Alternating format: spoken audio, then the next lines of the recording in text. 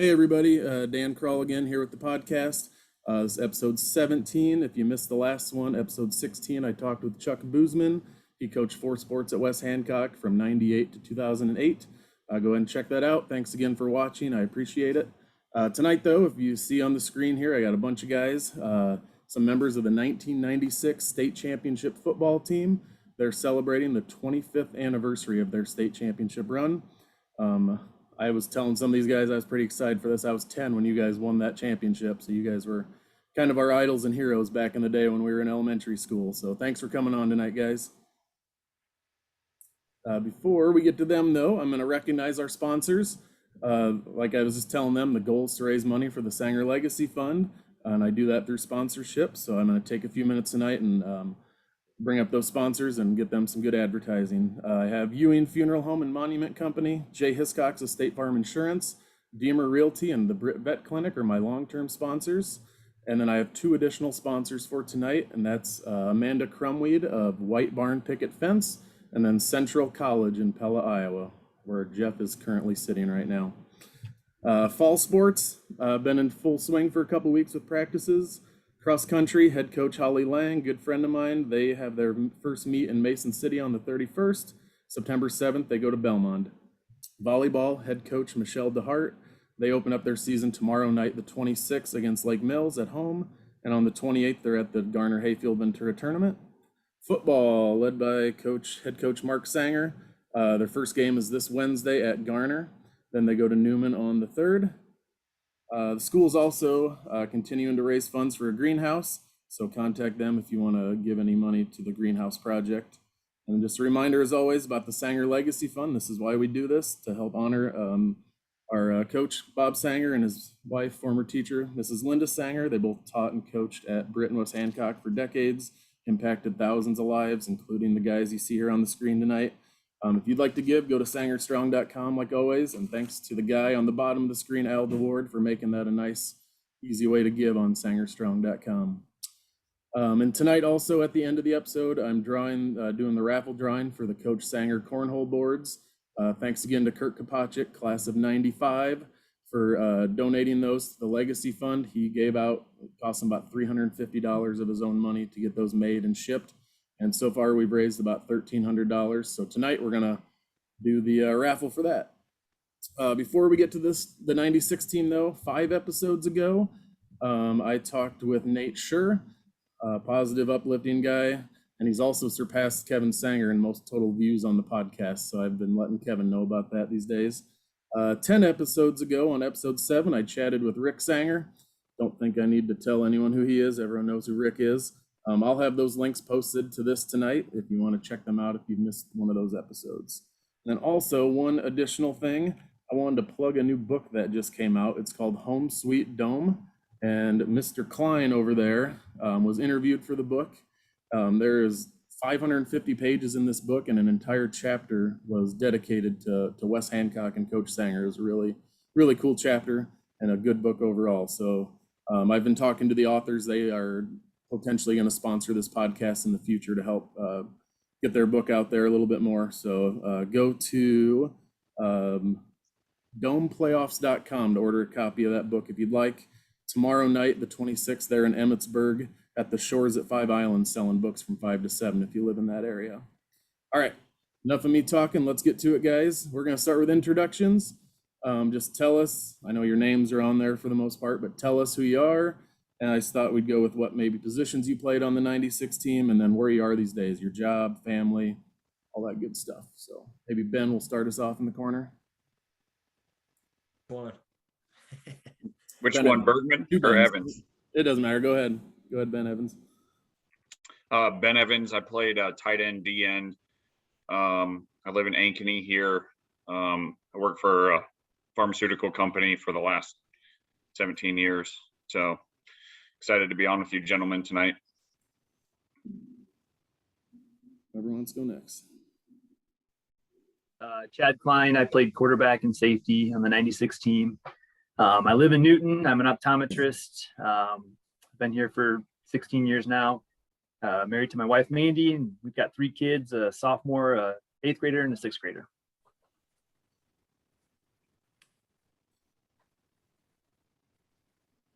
Jeff Sanger would have played halfback and linebacker. Been at Central College working as an accountant for the last, 18, 19 years now. Live in Montezuma, married, have a 21-year-old stepson. So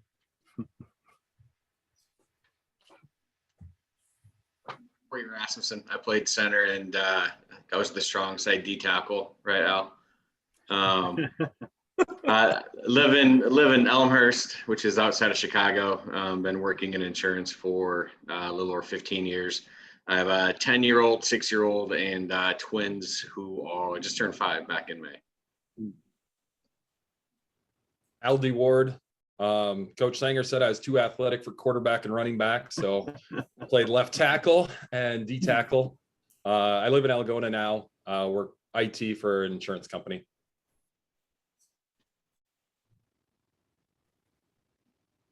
Ben Bergman. I was actually a junior in the 96 state champ run there. And I think I started out at strong safety that year and we moved around a little bit. I was backing up higher at fullback, did some kicking and maybe played a little cornerback too. I can't remember in that junior season, but my wife and I, Alyssa, we live in Clear Lake here in north central Iowa. And I've been here about 17 years in Clear Lake. I have three boys, 5, 3, and 1.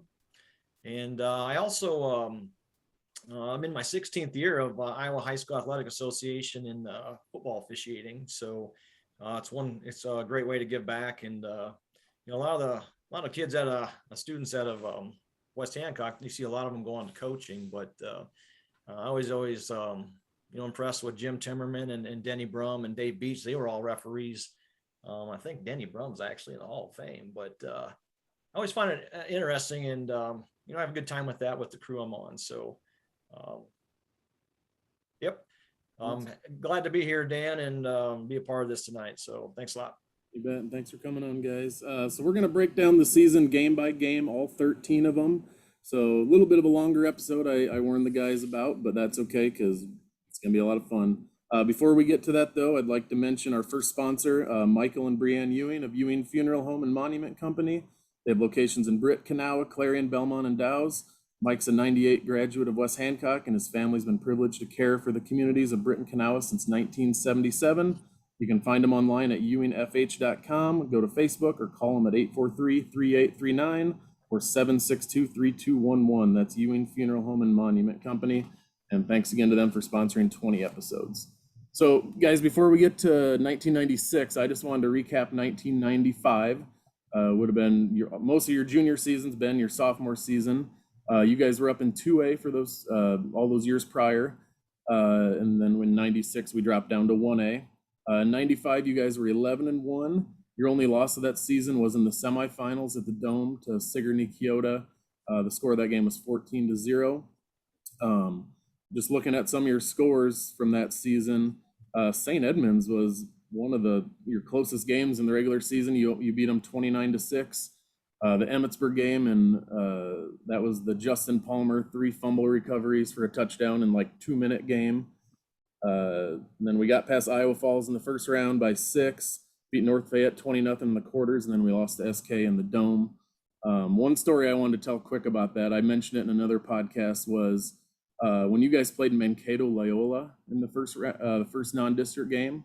You had to scramble to find an opponent, and that coach knew Don Anderson, the North Iowa Buffalo Center coach, and he's a good friend of my dad's. And the Loyola coach called Don and said, "What can you tell me about West Hancock? Can you give me some film? Can you give me their playbook or whatever?" And he said, "I respect Coach Sanger too much to give away anything, but just make sure your chin straps are on really tight that night."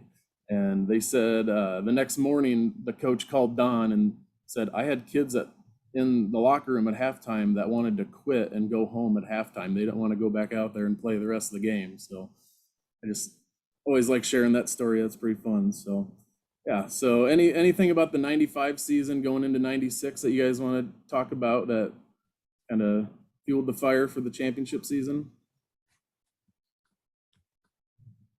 Well, go ahead, Ras. No, I was going to say we had a lot of good seniors, a lot of good leadership on the team.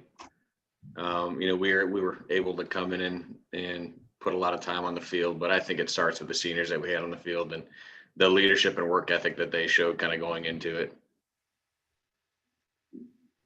Yeah, and I'll, piggyback on that with just kind of a funny story. There hasn't been a lot of games in West Hancock and Britt football history. You've kind of walked off the field and said, yeah, if we played those 10 times, I don't know, maybe we go 5-5 with them.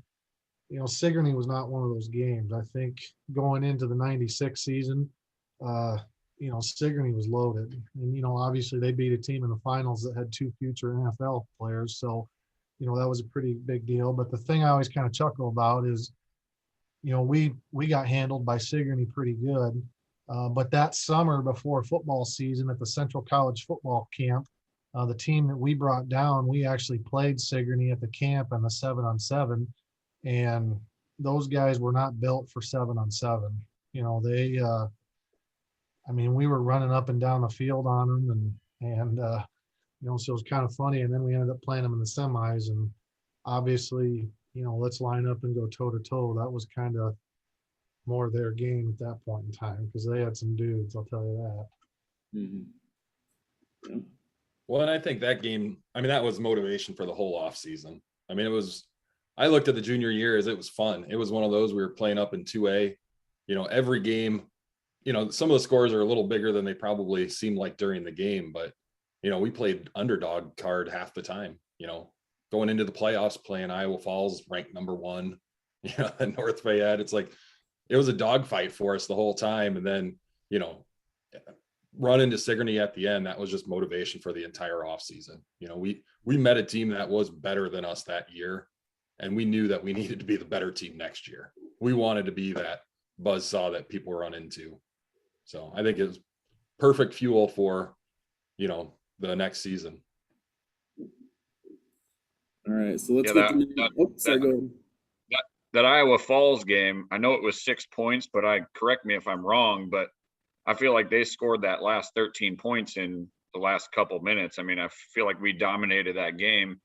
They had that center that was, I think, first team All-State, coach's kid, and Jeremy Heyer just destroyed him most of the game. And that was fun to watch on film, because you knew that kid was first team All-State. And, we had some guys too, so they were the number 1 team in the state. And I think we handled them pretty well. And I think that gave us confidence going into, North Fayette and Sigourney, that we could play with anyone. So it was fun. Anyone else want to share anything about 95 going into 96? I think a lot of us got quite a bit of playing time that year. I think that was good for us, just to get a lot of that varsity exposure. And then the opportunity to play in the Dome, even though that game didn't go the way we wanted it to, of course. But like Jeff and Al both said, we just met a better team that day. But just to get that taste and that feel for what it's like to play inside the Dome, and just kind of fuel that fire for the summer going into that senior year. For sure. And it was a fun year. It was one of those where, for me on the offensive line, I'll say at that point, probably a quieter kid sitting next to Jake Johnson on the line. There's a little bit of smack talking that I would have never done. I think we learned a little bit being on either side of Jake our junior year. Well, I think our junior year was huge for us. Like, you guys said, we all, we got to play a little bit. I think back in those days, it was a little bit different because, if you look at the roster now, it's not uncommon to see freshmen and sophomores playing. So they kind of come through with that experience. I think that was a unique thing about that 2019 team, is a lot of those guys played all the way through from their sophomore year.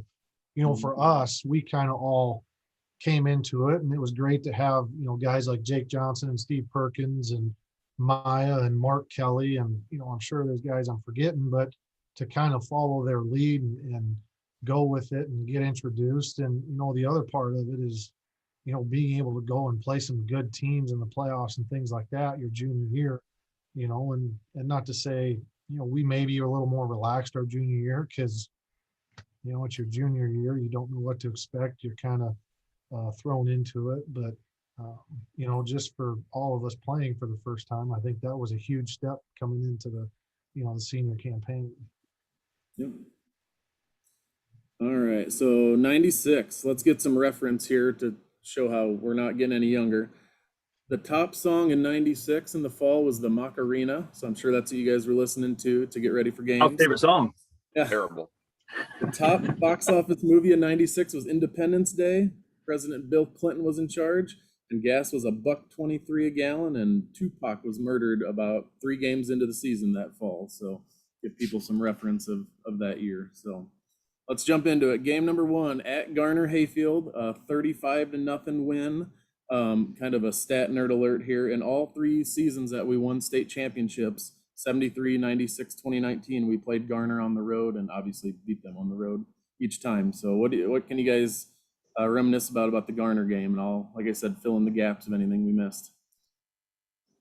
What was it like playing Garner finally? You never got to play Garner in varsity your whole. Well, we played them junior, senior year. We beat them combined 83-0. I'll throw that out there. You did play him 95. Yeah, I didn't miss that. 48-0, 35-0. I remember it being ridiculously hot for steaming hot. Cramping up like crazy. It was typical first game of the year, super hot. I think we got it. Didn't we get it going during the Hobo Day parade when we chased Larry Eanhouse around the block? You remember that? Well, we chased. It was more than just that. We'll have to take that one offline. There's some stories that we probably can't talk about on this podcast, but it was a rivalry. It was a rivalry. It absolutely was. I think it was the last year we could throw water in the Hobo Day parade too.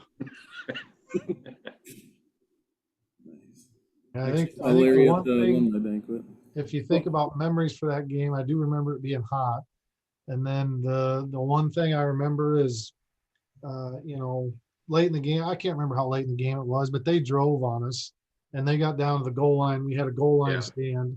They had the ball for a long time, dipped and dunked down the field, got there, and then we held them. And then we ran one play, and I think the next play we ran a full house boot, and Chad ran 97 yards for a touchdown, whatever it was. And I don't know if anybody chased him down with the exception of Hire to celebrate, because we were all gassed at that He told me he was catching me. Yeah, But if you watch the tape, he never made the end zone. He was catching, but he never made the actual end zone to celebrate. That's the one thing that sticks out. And the other thing is, there's always trash talking and all that. But we were up 35-0, and the comment from the opposing team was, "You guys are only beating us by 35-0. How can you be ranked number 1 in state?" It's like, well, I don't know. I think we had 8 fumbles that game or something ridiculous. It was a sloppy game. Yeah, it was not good. It's not good. I do remember, I'm pretty sure, Jeff, you had like a one-handed pick that game and then stiff arm like 3 people down the middle of the field. It was quite amazing. I'm pretty sure Fetters at that point thought that he was going to be like 1,000-yard receiver. He got one big pass early. I'm pretty sure that was the only way I completed to him all year. Yes. I think you're right. Started out early. Yeah. So statistically, just throwing out some of my notes here, you guys were up 21-0 at halftime. Jeff mentioned Chad's. I think it officially was a 94-yard touchdown run, school record for longest rushing touchdown. Chad was also 3 for 3 passing, 2 touchdowns, and then he ran 7 times for 152 yards. And I only teach 4th grade math, so I'm not coming up the average on that. Jeff had 19 tackles and 2 interceptions. And in the paper, Coach Sanger said that we need more conditioning at this point to have a good season. That was his takeaway from the game. Garner went 2-6 that year is all I could find. Apparently one game was missing from their record on BC Moore. So that's what I got for the Garner game. Anything else you guys want to add about Garner besides rivalry? Whooped them. Moving on. 83-0. Great to get a W. Yep. Game number 2 at Forest City. That was a 50-0 win. Forest City, go. What do you guys got?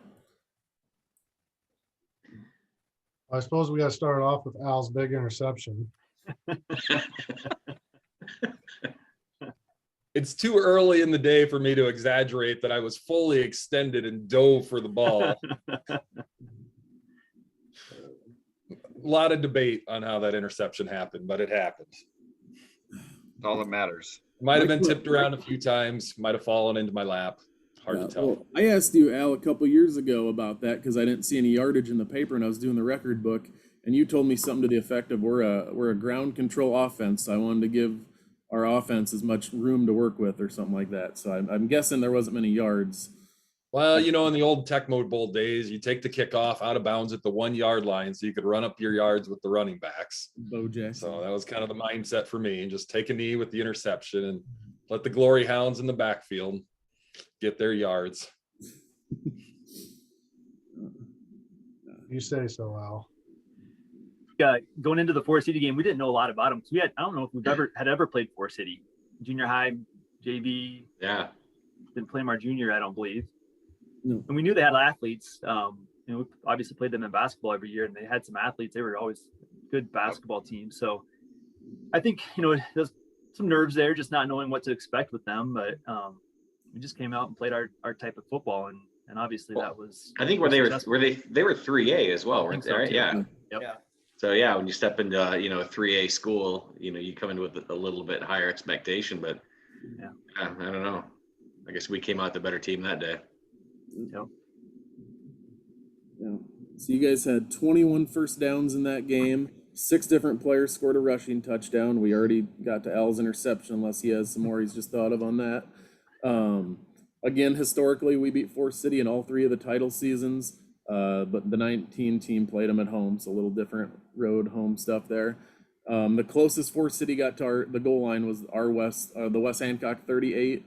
Nick Drake, Josh Cook had interceptions. Hire ran for 128 yards. Jeff had 10 tackles, and then the 50-point rule came in with 3:21 left in the game. If people watching this don't remember, the 50-point rule went away in 2004. So again, talking to Al in the past, he's told me how you guys could have scored 900 points in a season and not a lowly 635 like you ended up with. But the 50-point rule kind of hosed you on that. But No, I just think that our underclassmen were that good that we could only drop down so many levels. We're bringing in our second, third strings. bringing in the 8th graders. Yeah. Anything else on Forest City? Just steamrolled through the non-district portion and got to get to districts. So before we get to Garrigan, though, I bring up one of our sponsors, Jay Hiscock State Farm Team and Britt. They're a proud supporter of West Hancock and the Sanger Legacy Fund. They can help you with all your insurance needs, including auto, home, life, farm, business, and renter's insurance. For a free quote or review, go give Jay or Lindsay a call at 843-3563. Thanks to Jay and his team for hopping on board, sponsoring 15 of these episodes. Much appreciated. Game 3, district play, Garrigan, 50-13 win. Like I said, the first district game. After the 2 non-district games against bigger schools, essentially, how are you guys feeling going into the district play? Or is it just another game? I think there's something always, you talk about rivalry games for, and maybe it started with us. Garrigan became kind of a rivalry game and a pretty special game. And I know one that I always look forward to. So I know that, always kind of stuck out about the Garrigan games. And, and for us the year before when we played them, it was kind of, I think we kind of came into it and there was some district positioning was at play, and we came into the game and Jake and Steve Perkins were both hurt. And then we ended up getting after them pretty good, which was fun. But I think, senior year, it was a rivalry game. So I think it was one that we were pretty excited about. Yeah. To add context, go ahead, Ben. Does anyone want to talk about the letter? Because that's what sticks out in my mind. Is I don't think we bring that up on the internet. Yeah, it's probably not the thing to talk about right now. the letter Most of we my got. comments are more for the Hobnob or the Brit Bar and Grill. I would say that was motivation for us. There was some motivation from the previous year a little bit. So without going into detail. We'll leave it at that. For those of you watching, I warn the guys to try their best to keep it PG for some of the viewers out there, but yeah, that'd be a good after story. Yeah, like you were saying, Jeff, though, in 94 was the first time we had ever played them. Beat them 24-19, and then your junior year 58-7. But in this game in 96, we were up 28-7 at halftime, and Garrigan scored with 3 minutes left in the game. Otherwise, it would have been even more of a lopsided score. Coach Sanger said in the paper that we played with lots of emotion and everyone played. I just thought that was kind of a neat quote from Coach that was always his goal, to get as many kids in the game as possible. And I think it paid off, because the following year, Bergman's senior, you guys made it to the semis again. So getting those guys lots of experience. One thing I do, you say 28-7 at halftime. One of the things I remember is, we were rolling pretty good. We were up 21-0, I think it was. And then they actually scored with about 3 minutes to go in the first half. And I can just remember that their entire bleachers started chanting overrated. And so, we kind of looked at each other and said, well, whatever. I think there was 2.5 minutes left or something like that. And we ended up scoring again right before half. And then I think we got the ball right away second half, and it didn't take us very long to go down and score. So, real time, about 20 minutes after that, we were up by 4 touchdowns, and, the route was kind of on. So I do remember that specifically about, the Garrigan game. And, it's a lot of these games, there was a lot of little specific things that I remember. They're just kind of, funny. I don't know why I remember them. That's just the things that stick out about each game. So.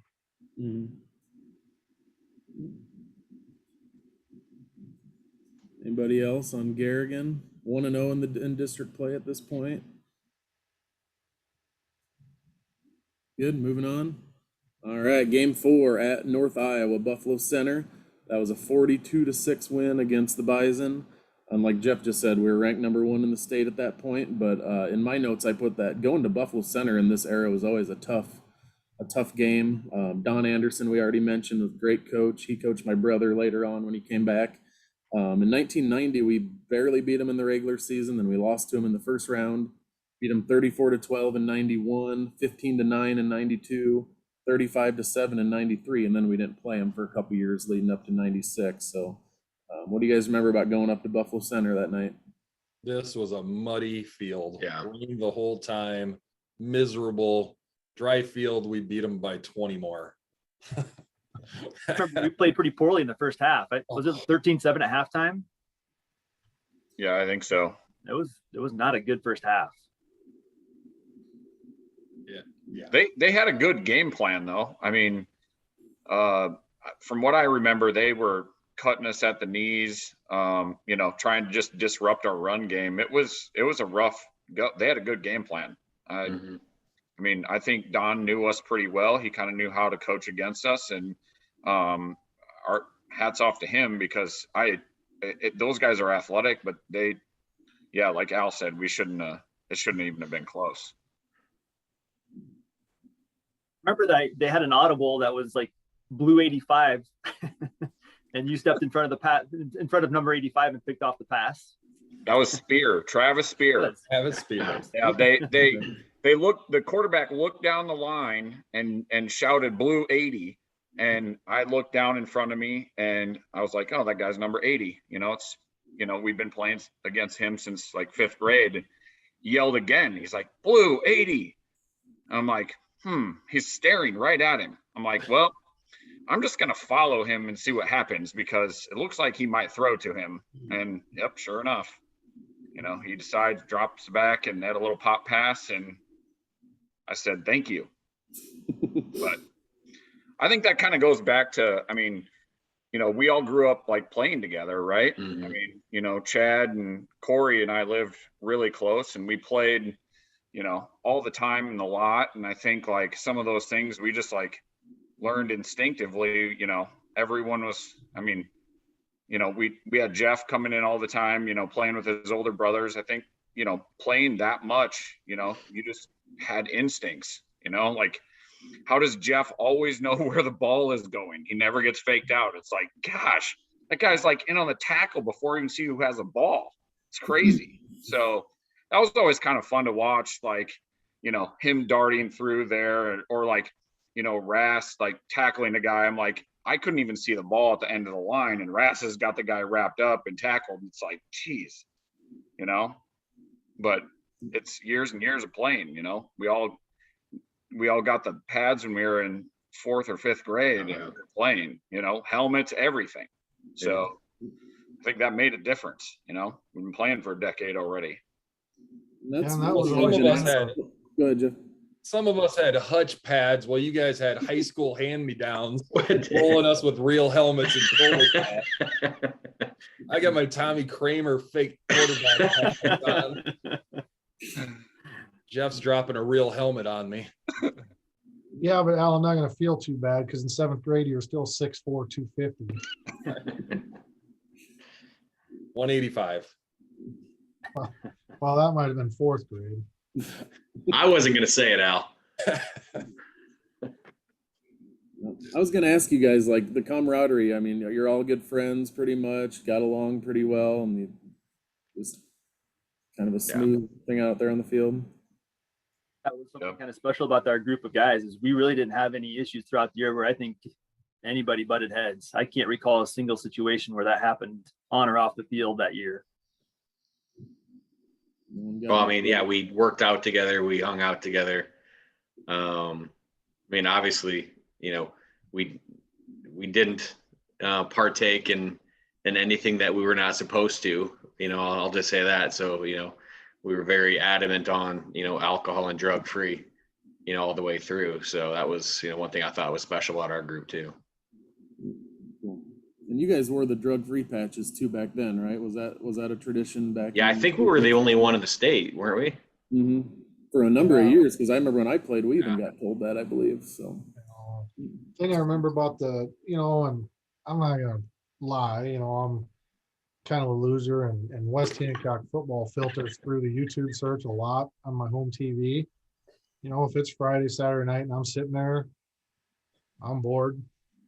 West Hancock football filters through. Well, the other night, you know, I knew that this was coming up, so the thing that came up was a pep rally after the game, and you know, Dad was up there talking, and one of the first things he started talking about was that drug-free patch on the shoulder. You know, I know, you know, you talk about him and Coach Perkins and Coach Evans and Coach Rang and Coach Timmerman. I mean, I think for a coaching staff, you know, I think that patch meant a lot to them, and I think that carried down, you know, through us. And I think, you know, through those years, it was you know, a big deal. And, you know, that doesn't mean that it was all angels and kumbaya and everything like that. But I think it, you know, it did stand for something. It did mean something. And I think that kind of filtered down through, you know, us as well. Mm. Well, and you think about the camaraderie too. I mean, we had what, 8, 9, you know, pre-game, 8, 9, 10 guys at my house on, you know, about weekly. So, you know, I mean, Jeff, that's how you learned how to, you know, really care for and appreciate soap operas. I know that. So, well, I mean, you got to remember my pregame ritual were watching The Lion King and listening to the Dixie Chicks, Goodbye Earl. So,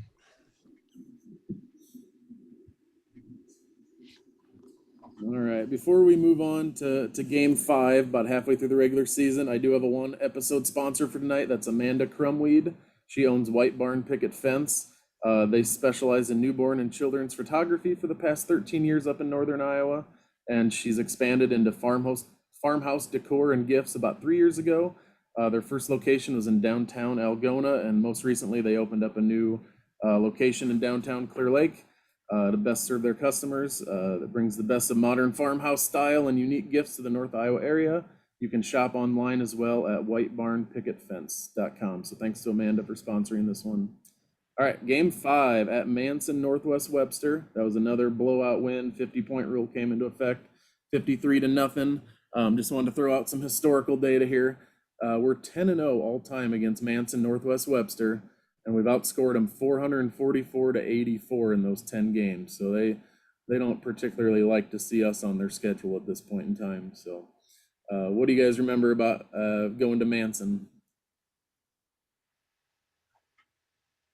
I don't think we played past halftime, did we? 9:28 left in the game is when the 50-point rule came into effect. So you got through the third quarter. But I believe, Jeff, is this a game you missed? I was wondering how long it was going to take. Al. I won't give my normal jokes because it's probably not internet approved. But I remember walking out as captains, Sanger, Rass, and I remember Jeff walked out in street clothes, and I think one of their players looked at him and said, "Oh, not playing in pads tonight," thinking he was funny. And I think all three of us just looked at him like, "Shut up, we're ready to play football. Yeah. We're not joking." What's going on? They're grateful, I'm sure.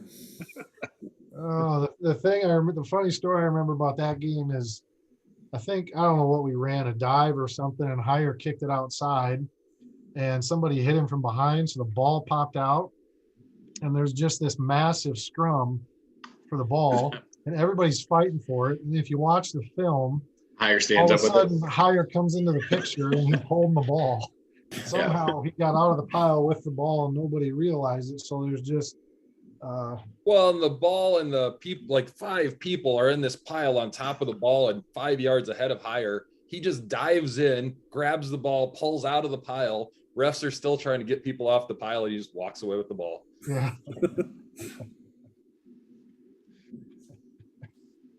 Typical Hire right there. No one else can dive in there, grab that nonchalantly. Yeah, For Jake Zool outrunning everybody to finish Yeah. the game too. Yep. He had a 40-yard touchdown or something. That's right. Yep, he ended Yeah, up having a good season after that the next year. one of my buddies came over probably 10 years later, and he brought a friend of his. We were talking about, hey, where are you from? And, you know, he's like, oh, I'm from Manson. I'm like, oh, I'm from Britt. And first thing out of his mouth, and he's like, I still have nightmares about that Hire kid. He was the center on their team. He's like, I got destroyed every play by that guy. And he's like, I can't get him out of my mind. I'm like, that's a decade later, you know? And he's like, oh man, I can't take it. That guy was crazy, just an animal. So it's kind of cool hearing that, you know? Some statistics from that Manson game. We were up 29-0 at the end of the first quarter, so that was one of those games where it's like probably partway through the second quarter, people just started subbing in, I'm guessing, keep people healthy. Chad, you had 3 rushing touchdowns and another passing touchdown. 5 different players scored. Defensively, Rick Newgard had 10 tackles, take over Jeff's spot as leading tackler for that game. At this point of the season, more than halfway through, 4 games left, was there any concern from you guys that you hadn't really played like a full game yet, or you haven't been really challenged or anything, or what was kind of the mindset at that point?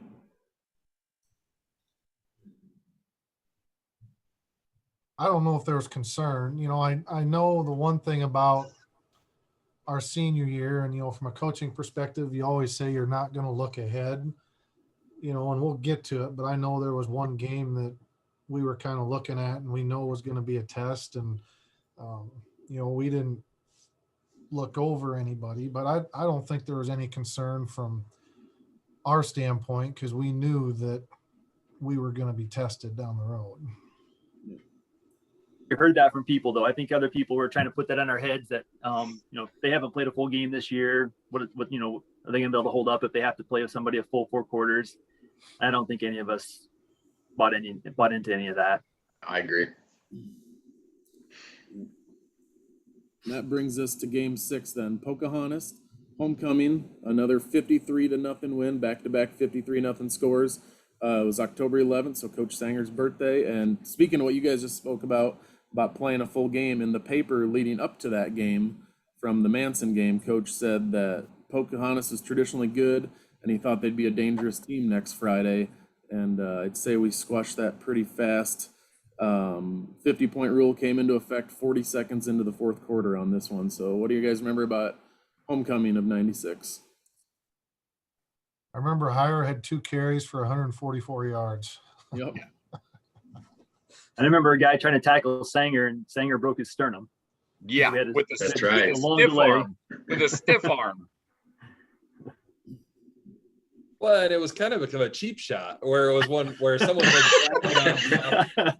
and this guy's coming up to lay the wood, and Jeff just drops a shoulder pad and sends him to the hospital with a broken collarbone or whatever it was. He laid there for had to be 45 minutes. ambulance came out and everything. And I think they might have been done right after that. Oh, I would agree. Well, I mean, I think I was the only one that got tackled that night. So Of the starters, I think of the starting running backs. yeah, I would agree with you because I don't think Chad, May, or Hire got. No. It was kind of a track meet, which was surprising because, Pokies traditionally had good football, but we just must have been that homecoming spirit. We were just up in it that night. So I don't know, if Coach Sanger, whether he believes it or not, he had us all convinced that Pokey was going to be a good team. So I think that was our mindset going into it, that we were going to have a tough game that night. And we played that way. So that's good coaching at that point because you don't want Absolutely. to overlook anybody and not care about the game. But High had on my notes. Higher had it was actually officially 148 yards on 2 carries, 2 touchdowns. So pretty good average there. Chad had a 99-yard kickoff return for a TD. Jeff had 12 tackles and a pick. Nick Drake had a 30-yard pick 6 that game as well. And you guys only allowed 49 yards in the game and scored 34 points in the first quarter. So another one of those game was over barely after it got started type of games. So. And Nick Drake's pick 6, I remember Coach Perkins had that play dialed up, and we knew exactly when. I don't remember what motion they ran or what they called, but we had practiced that all week long. And as soon as they did whatever they said or whatever they did, we read it perfectly, and Nick had that pick 6. So I know Coach Perkins had that on his play, his game plan. All right, so let's get to the game Jeff alluded to a little bit ago, one that you might be looking ahead to. Game 7 of the regular season at Lake Mills, 76-28. Both teams, I believe, were top 5 in the state at that time. We were obviously number 1. I believe they were somewhere in the top 5. It's kind of the one you guys had circle on the calendar. Were they 3? Mm-hmm. Yep. So have at her. Lake Mills. Good, Ras.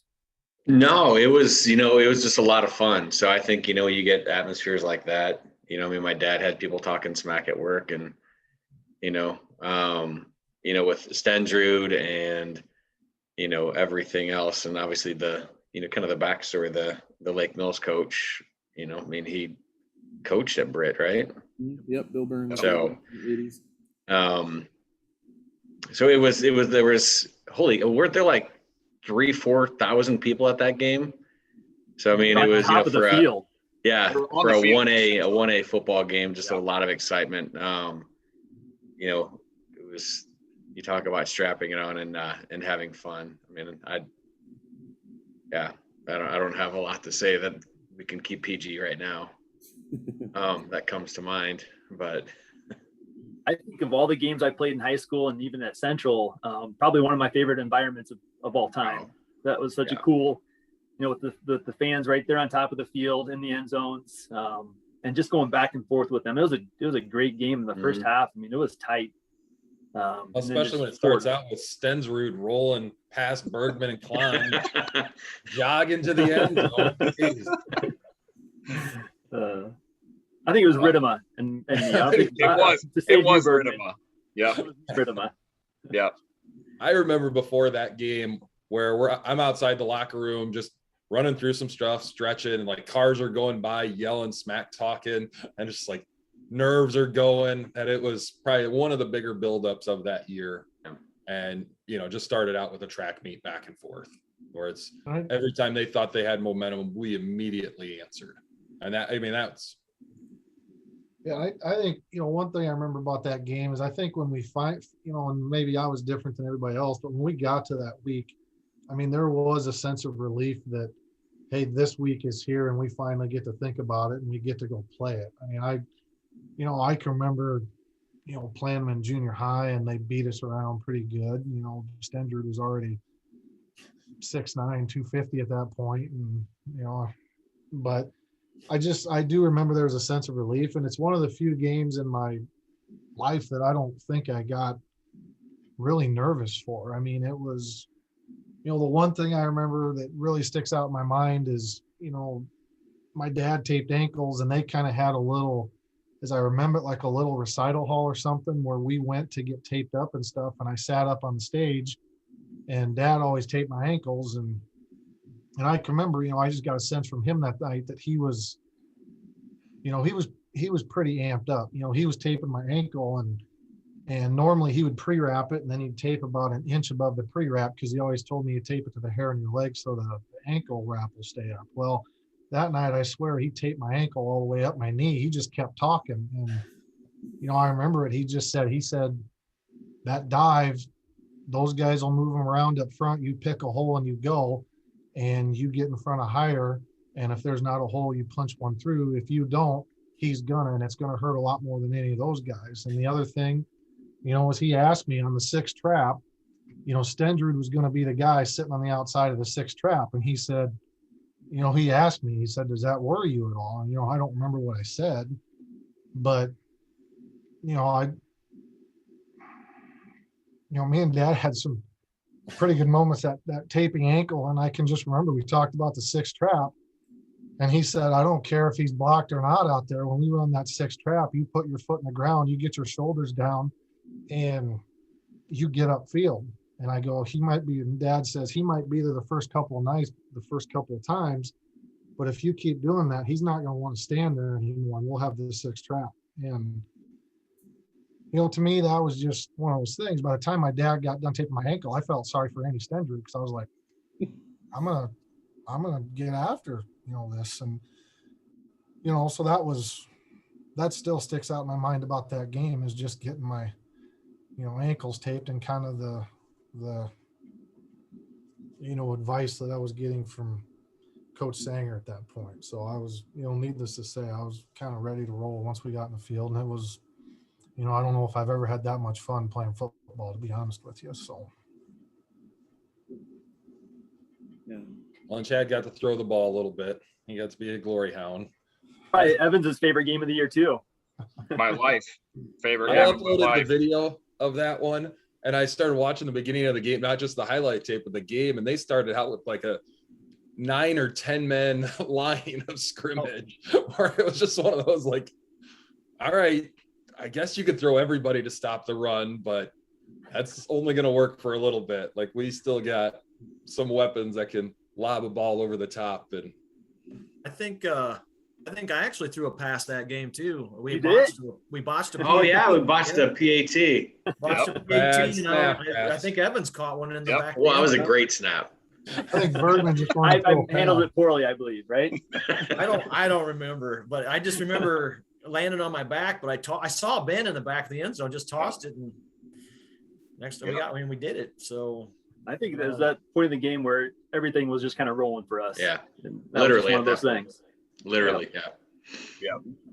no, but just for the record, that was me on the Stendrud long run early on. So Oh, it was. yes, it wasn't Rinneman, it was me. No, yeah. You were earlier in the tackle and you missed, and then Klein and Ridema couldn't catch him at the end. Yeah, it was It just was their angle. They had a bad angle. Yeah. Right. Yeah.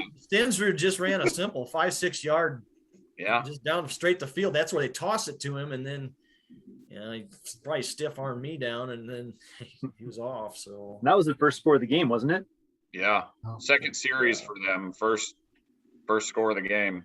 That was like, okay, wake up call here, because we got a game now. The biggest dude on the field just outran everyone on the team. So it's like, oh crap. pretty sure we stuffed him in the 2-point conversion try though. Yes. Yeah. Yes. You're correct. Yep. But yeah, the bell is that great big bell they have up there was a concern of Gene Perkins. I remember he was fit to be tied. Oh. That bell. You did not want to hear it anymore after that touchdown. And that bell going, ding. Oh, that was the Monday practice, wasn't it? Where Coach Perkins. The white shoes and the bell. Yeah. Yep. Yeah. I mean, I remember Coach Perkins afterward, he wasn't too happy about giving up that many points, but when the offense puts up that many points too, it's like, kind of makes I the. felt like we hit the sled that following Monday more than we did all year because we gave up 28 points. And Coach Perkins, we won 76-28. Yeah. But again, that's the mindset you got to have. Be angry about giving up the 28. And Why he's the D coordinator. Yeah. My favorite run was Sanger's run where he breaks out into the open and Van Gorkum's right there. He's got him. You know, he's going down. He gives him a little juke. And then next thing you know, Jeff's running in for a touchdown. I was like, how did that just happen? He was there. There's no way. He just gave him a little stop and go, and boom, he was in the end zone. That was always gave Van Gorkum crap about that because he just completely whiffed on. I don't even think he touched you, Jeff. He didn't even touch you. He like Well, whiffed no, that I bad. mean, the thing I remember about that play is that was a long counter, and number 32, who, you know, I ran into him in basketball. He was always like that, but Fetters absolutely lit him up on that counter. I mean, he dumped him, which was awesome. Yeah, there's a lot of stuff about that game. I remember when you caught that long pass, Evans, and I still to this day don't know who the guy was in the end zone, but anytime we scored, he was right there, and you know, he was ashing his cigarette on people. Oh man, right on my face too. He was like ashing on my face, and I I don't was know who that guy was, but never seen him before. yeah, you know, that's the thing about that night. You know, a lot of these stadiums that you see now, you know, high school stadiums and all these big video boards and stuff, you know, that's cool. But when you can get people that there's no fence around the football field, they come right out onto the old cinder track, and Yeah. you know, you're right there. That's pretty sweet. Yep. Or your kickoff return for a touchdown where you're hurdling people, and then you're in the end zone with another 30, 40 people, you know, when you score that touchdown. It was a special night. The thing I remember about that kickoff is we had our entire wedge come through, which I'm not gonna lie, before this started, I watched the highlight film. So I watched the whole Lake Mills game last night, so did you? So did I. It's great. As I said, it still did you pops notice up. in the fourth quarter though? So we put up 76, but the fourth quarter we lost like 3 fumbles, and like there is some points to be had there still in the fourth. We got a little sloppy at the end. Yeah. he lets them go. Yeah. You know, the other thing I remember about that game is they took that video from the boom truck. That's right. And I guess, you know, and I don't know if it's a state rule or whatever, but if they had a wide view, they had to provide it to the opposing team. So, you know, we got the wide angle of the game from the boom truck, and it was unedited. So you had the Lake Mills perspective of what was Yeah, the happening full on the audio. field. And early in the game, it was all night. And late in the game, it was, oh my gosh, they're going to score again. So yeah, that was a pretty fun night. I mean, right there, right, I think right at the end of the first half, beginning of the second half, we scored like 3 times in 2 minutes. Yep. And it was on after that. Yep.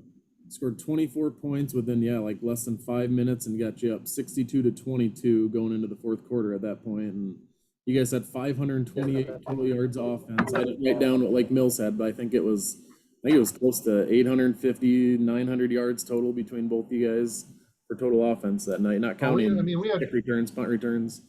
I was going to say we had 528 yards with 2 kickoff returns. Yeah. And Klein shouldn't have got called back. I mean, he had an 80-yard kickoff return for a touchdown that got called back. And I think there was like a block in the back that was never happened. So, and it's crazy. So yeah, I know one thing, you know, we talked about coming in. I don't remember being tired that game. No. That's a good point. So I think, yeah, we were prepared for it. So. All right, before we get to Newman and Armstrong, I got to recognize another sponsor, and that's Renee Deemer with Deemer Realty, hometown hospitality and service with a smile. That's what Deemer Realty is all about, helping buyers and sellers make a smooth transition when moving within or to the area as their priority. Serving North Central Iowa since 1999, Deemer Realty has steadily grown over the years, establishing an outstanding record of sales in the North Iowa area that speaks to their dedication to every customer. That's Deemer Realty. You can go to deemerrealty.net and check them out. So thanks to Renee and her business for sponsoring 10 of these episodes. All right, game 8 at Newman. We won 58-12. We clinched a playoff berth with this win, regardless if we won or lost to Armstrong the next week. And just for statistical purposes here, it was our 7th straight playoff appearance, our 12th in 13 years. 1989 was the only year in that stretch we missed the playoffs, from 1984 to 1997. And this was actually our first ever varsity matchup against Newman at this point. So what do you guys remember about Newman? Was it tough coming out this game after the Lake Mills game, or was it just we were rolling at that point?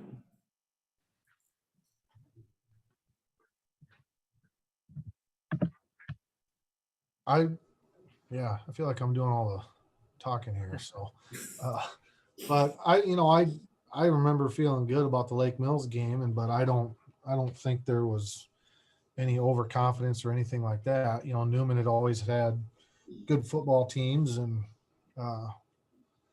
it's story about Dad. He always, he didn't outwardly get worked up about stuff, but one of the things that I can remember him talking about, at some point during the school day, was the Newman coach had the quote in the paper that, they said, hey, these guys are coming to town and they're pretty good. They're ranked number 1, all this stuff. And, the coach from Newman said, well, it's not like we got the Packers or the Bears coming to town. And, for some reason, I think that agitated Dad because he thought it was a slight or something. And, who knows? I mean, realistically, my dad thought we could play with anybody, so he might have thought we could beat the Packers or the Bears. I don't know. But I just remember him making some comments about that, and he was, whatever it was, it just kind of made me chuckle, and still does. The Bears weren't very good in 1996 either, so it's a possibility. As a lifelong Bears fan, it's been pretty rough around here. So, I mean, that all I remember about that game is that field was really tore up. It was super muddy. It was just coming down. Mason City High, wasn't it? Yeah, Mason City High. Yeah, you remember at halftime we had everybody got their money and everything stolen. I remember Oh, Down to that's the right. pennies and quarters all gone. Yeah. Somebody came in and they stole a bunch of stuff out of our locker room, and I think we had reported it to the police department there, so, or the officials, or the Mason City High officials. So yeah, that's something I remember. They ever figure out who did it? I remember that. I was going to say, that's what I learned, more respect for the guards that have to run in the plays. That I started running in the plays for like a couple series. I'm like, oh my goodness, I'm gassed. A lot easier You to just go back to changed the huddle shirts? and rest. Al, did you change shirts? Yeah, did he change shirts? To prove I can still fit into the Dr. Don free champ shirt. I was a little late getting here, so I just had to Thanks for grab shutting off your video, Al. I haven't learned how to edit things, but I might have had to if that was, if he didn't shut his video off. So. Yeah. Looking at the paper when I was getting ready for this, Coach Sanger described the start of this game against Newman as flat. And then I looked at the box score. We were up 14-0 at the end of the first quarter and 35-0 at halftime. That to me is a testament how good you guys were, and Coach was maybe just reaching for straws, trying to motivate you somehow or keep you going, make sure you're staying on top of your game. I saw that Tony Ridema missed the game and the next one with injury. Try to probably keep him healthy leading up to the playoffs. Chad, you ran 8 times for 158 yards, 3 touchdowns, threw 1 pass to Jeff for a touchdown, 2 picks on defense as well. Heyer had 23 carries for 150 yards and 2 scores. And Josh Evans and Cook also had touchdowns. And Bergman, you were 6 for 6 that night on extra points. So, yeah. Anything else about Newman before we move on to Armstrong? Is that the game that the Newman was running gassers after the game? I think it was. Or like every point they gave up, they had to run gassers after the game. And so we're walking off the field and they're out there doing sprints. All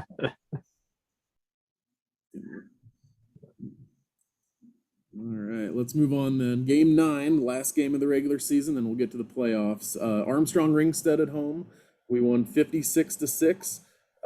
This was our 11th unbeaten regular season in Britt/West Hancock history.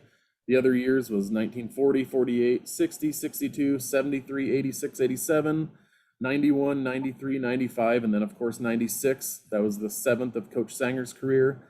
And then he got 3 more in 2003, 2006, and 2019. Might not have a whole lot to talk about here because the game ended with 8 minutes and 40 seconds left in the third quarter. Possibly a game you guys might have put up 100 if you had to play the full 48 minutes. So That was one where it was cold. They didn't want to be there, and we put up 42 in the first quarter, and it was. I think it was the first kickoff. Once the pads smacked, I think like their guys were just like tapping out. Yeah. Like, I'm out. Klein might have the shortest punt return for a touchdown. And that ball sat on the ground dead still for like 2 seconds before I picked it up. They didn't want any part of it. No, they didn't want to hit. And I how think- it made it to the third quarter that late is crazy too. But like starters are pulled in the first quarter, 42-0, and it still goes 4 minutes into the third quarter. I remember it was a really strong north wind, and I think the entire first quarter was played like within the 30-yard line, if I remember right. I mean, on the south end of the field. It was crazy. I felt like they were handing the ball off to May so he could run in for a touchdown. I'm like, what are you guys doing? You just like gave him the ball. Yeah, it was a surreal experience for sure. They didn't want to be there at all. No. So probably a little pressure on you, Bergman. Your 8th made extra point of the game ended it to get the 50-point win. If you would have missed that thing, you had to stay out there in the cold and wind a little bit longer. Yeah, I'm afraid so. Yeah. I think Coach Sanger made a comment about that too. About had I missed it, this game would have had to continue on in this cold weather. But so 8, I did. Yeah, 8. We had 8 PATs that game then, huh? Yep. Looks like it. Yep. School record.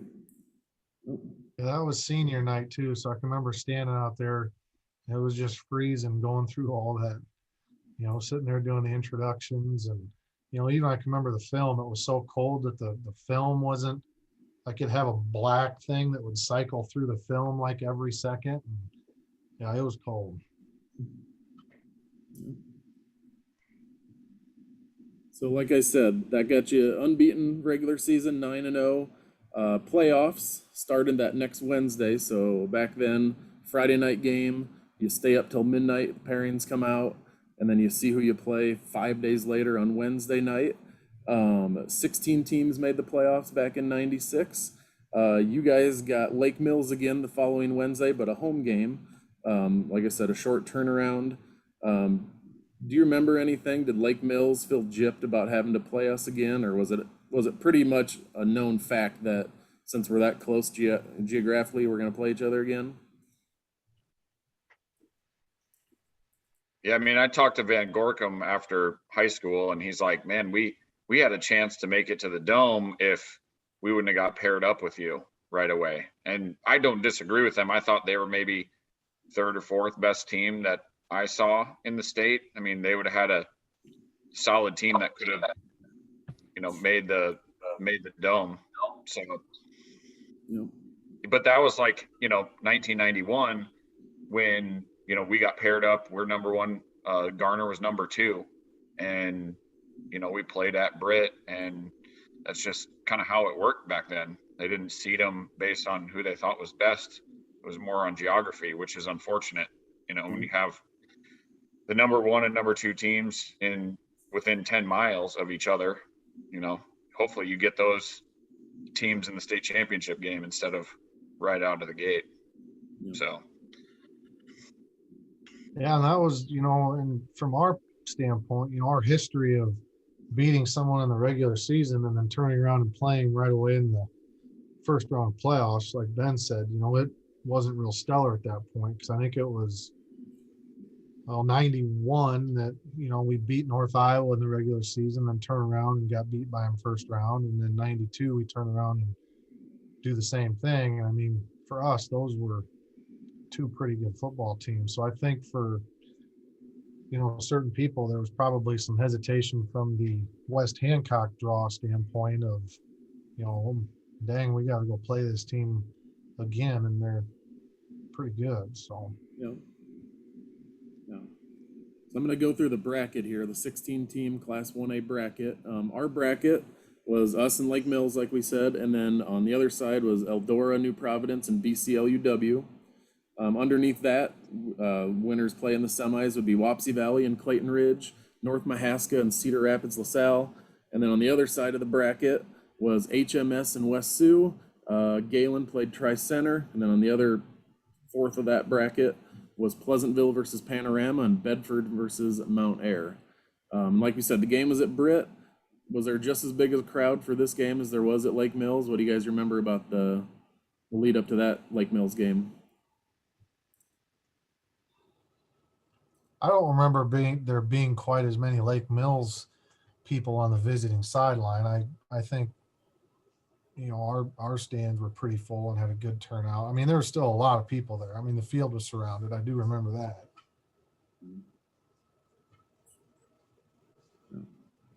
Yeah, I was gonna say, I felt like the first Lake Mills game was heavy, like every person in Lake Mills, every person in Britt and Kanawha there. Or I felt like this one wasn't as much support from probably the Lake Mills side, but there was a lot of other, schools that have been knocked out that were kind of sitting neutral in the middle and things like that. So it was still a big crowd, but I would say that first game, and maybe it's just because there's no fence and a cinder track and they're more on top of you. But Yep. So Jeff opened the game, returning the kickoff for a touchdown, 90 yards. We led 32-16 at halftime. They made it 32-24, so it wasn't a blowout by any stretch. We scored to make it 38-24. They came back and scored to make it 38-30. And then Chad had a 98-yard kick return for a score, made it 44-30. And then we shut them out in the fourth and got two more scores to make the final score 59-30. Tony Ridema, he was obviously back and healthy, had two big interceptions in the fourth quarter. Jeff, you had 14 tackles. Rick Newgard had 11. Heyer had 30 carries that game. I think that was his highest total for carries, 163 yards. Nick May had 92 yards on 9 carries, 22 first downs, 405 rushing yards. And plus, Jeff to Chad, was that like the CUI special type of play you guys had there for a TD? We didn't have, it was just 236 halfback pass or 238 halfback pass. I can't remember what we called it, but yeah, I didn't do a great job of selling it. I pretty much took the handoff and immediately stood up and I set up in the pocket ready to throw, which I don't think is what you're supposed to do on the old halfback pass, but it worked. Worked. I don't think there was anybody close to me, so it worked out just fine. And I think Dan will bring this up later, but I think that was our only completion of the playoffs too, right? I believe so. Yep. Yeah, we'll get to that one. That's one of my favorite all-time stats. I like to tell people about the 96 playoff run. Yeah, I mean, that was a football game. We got to the second half, and I can remember we had a third down play that we ran a boot, and just funny stories, Chad. That's the one where I think it was Ritzer kind of ear holds you pretty good. So you came back to the huddle. We got the first down and it was good, but you had snot all over and your eyes were about this big. And, you kind of looked at everybody, go, okay, guys, talk to me. I think my bell's rung a little bit. And, so you were kind of having conversations with people in the huddle, and they were a little off the wall from what I remember. But, yeah, I was gonna say we got to keep it internet friendly, but it's kind of funny because I don't know if we were uptight for that game. I don't think we played that poorly. We gave up some big plays and stuff, and that kind of hurt us. But like we said, they were good. But I think that kind of relaxed us, a little bit. I don't know. I can just remember people chuckling in the huddle. Well, yeah, concussion protocol was a little different in '96 than what it is today. Yeah. It was. We did it in the huddle. Yeah, was given the concussion test. Yep, we gave it to him. We're like, he passed. Yeah, get back out there. Let's keep playing. He's good to go. Yep. So moving on from Lake Mills, So going back to the bracket, we beat Lake Mills 59-30. That got us a road game at Eldora New Providence. They beat BCLUW 20-8. And then on the other side of our bracket, Wapsie Valley beat Guttenberg Clayton Ridge 54-12. North Mahaska beat Cedar Rapids LaSalle 33-14. That matched up Wapsie Valley and North Mahaska in the quarters. And then whoever won out of our quarterfinal matchup and theirs would meet in the semis. On the opposite side of that bracket, HMS beat West Sioux 42-7. Lamar's Galen beat Tri-Center 47-14. Pleasantville beat Panorama 15-14, and Bedford beat Mount Air 42-0. That matched up HMS with Galen and Pleasantville with Bedford in the quarterfinals on that side of the bracket. Before we get to the quarters, though, got to get to our next sponsor, Renee Deemer's husband, Jim Deemer, and the Britt Vet Clinic. The Britt Vet Clinic is also long-term sponsoring this podcast for 10 episodes. They're located in downtown Britt. They're there for all your small animal vet needs and swine vet services. Call them at 843-3416 or email them at brittvetclinic@gmail.com. So quarterfinals, game 11 at Eldora New Providence. This was the first ever 50-point win in playoff history for us, 58-6. And we held Eldora to minus 23 yards. And remind me on this, was the rule back then, if you hosted a playoff game and the other team was on the road, the other team automatically got a home game? Was that how we ended up traveling for this game, or was it something different back then?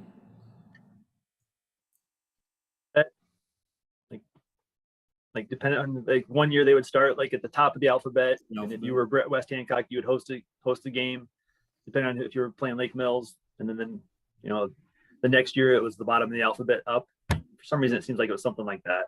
Yeah, it was something like that. I can't remember what the second round was. I thought it depended on whether you were a district champ, whether you got to that second game or not. If you were both district champs and you didn't host the first game, then you got to host. But I can't. They weren't district champs. They had lost, and they revenged their loss. Oh, that's right. Of the playoffs. So I felt like it was, the first round was set up by alphabetical order, and second round was almost like alternating. If you both had a home team, then it went to alphabetic. But if one of them played on the road first round, they got the home on the second. Yeah, because they actually, I remember that they got beat by BCLUW in the regular season. Yeah. Yep. Our friends over in Grundy Center, I'm not going to name names, but they always claim that one year we get to go by Britt West Hancock, and the next year we get to go by West Hancock Britt, so we always get a host. But whatever works. Name names on that one. Yep. So, we can start throwing out names if you want to on that one. I think a few of them will figure it out. Yeah, Eisman. But anyway, 50-point rule came into effect with 7 minutes left in the third quarter, which to me is probably almost unheard of in a playoff game, at least, especially in the quarterfinals. You should be getting a pretty good game at that point. But we led 37-6 at halftime. What do you guys remember about the Eldora game on the road there in the quarters? I remember the captains. So Jeff, when the three of us went out and we walked out and it was cold. So we're in sleeves and we walk up and these guys have their jerseys rolled up in 6 packs. And, we end up going to the locker and I'm like, woo, like these guys are men, and it's like, what are we going to tell the group? And it's like, just another game. But man, I think they picked their 3 biggest guys on their team to be captains.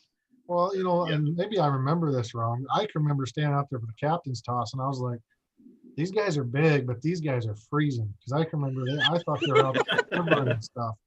Like the one had his belly showing, and he was just and you could see his belly shaking while he was sitting there. And I do remember that. The other thing I remember. That had to be the coldest game that we played in junior or senior year, hands down. That was cold. Do you think it was colder than Armstrong?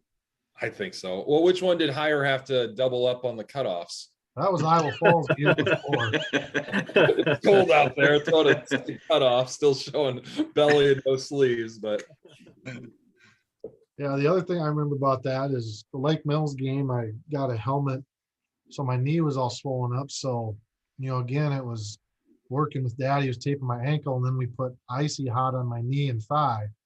Well, Dad was.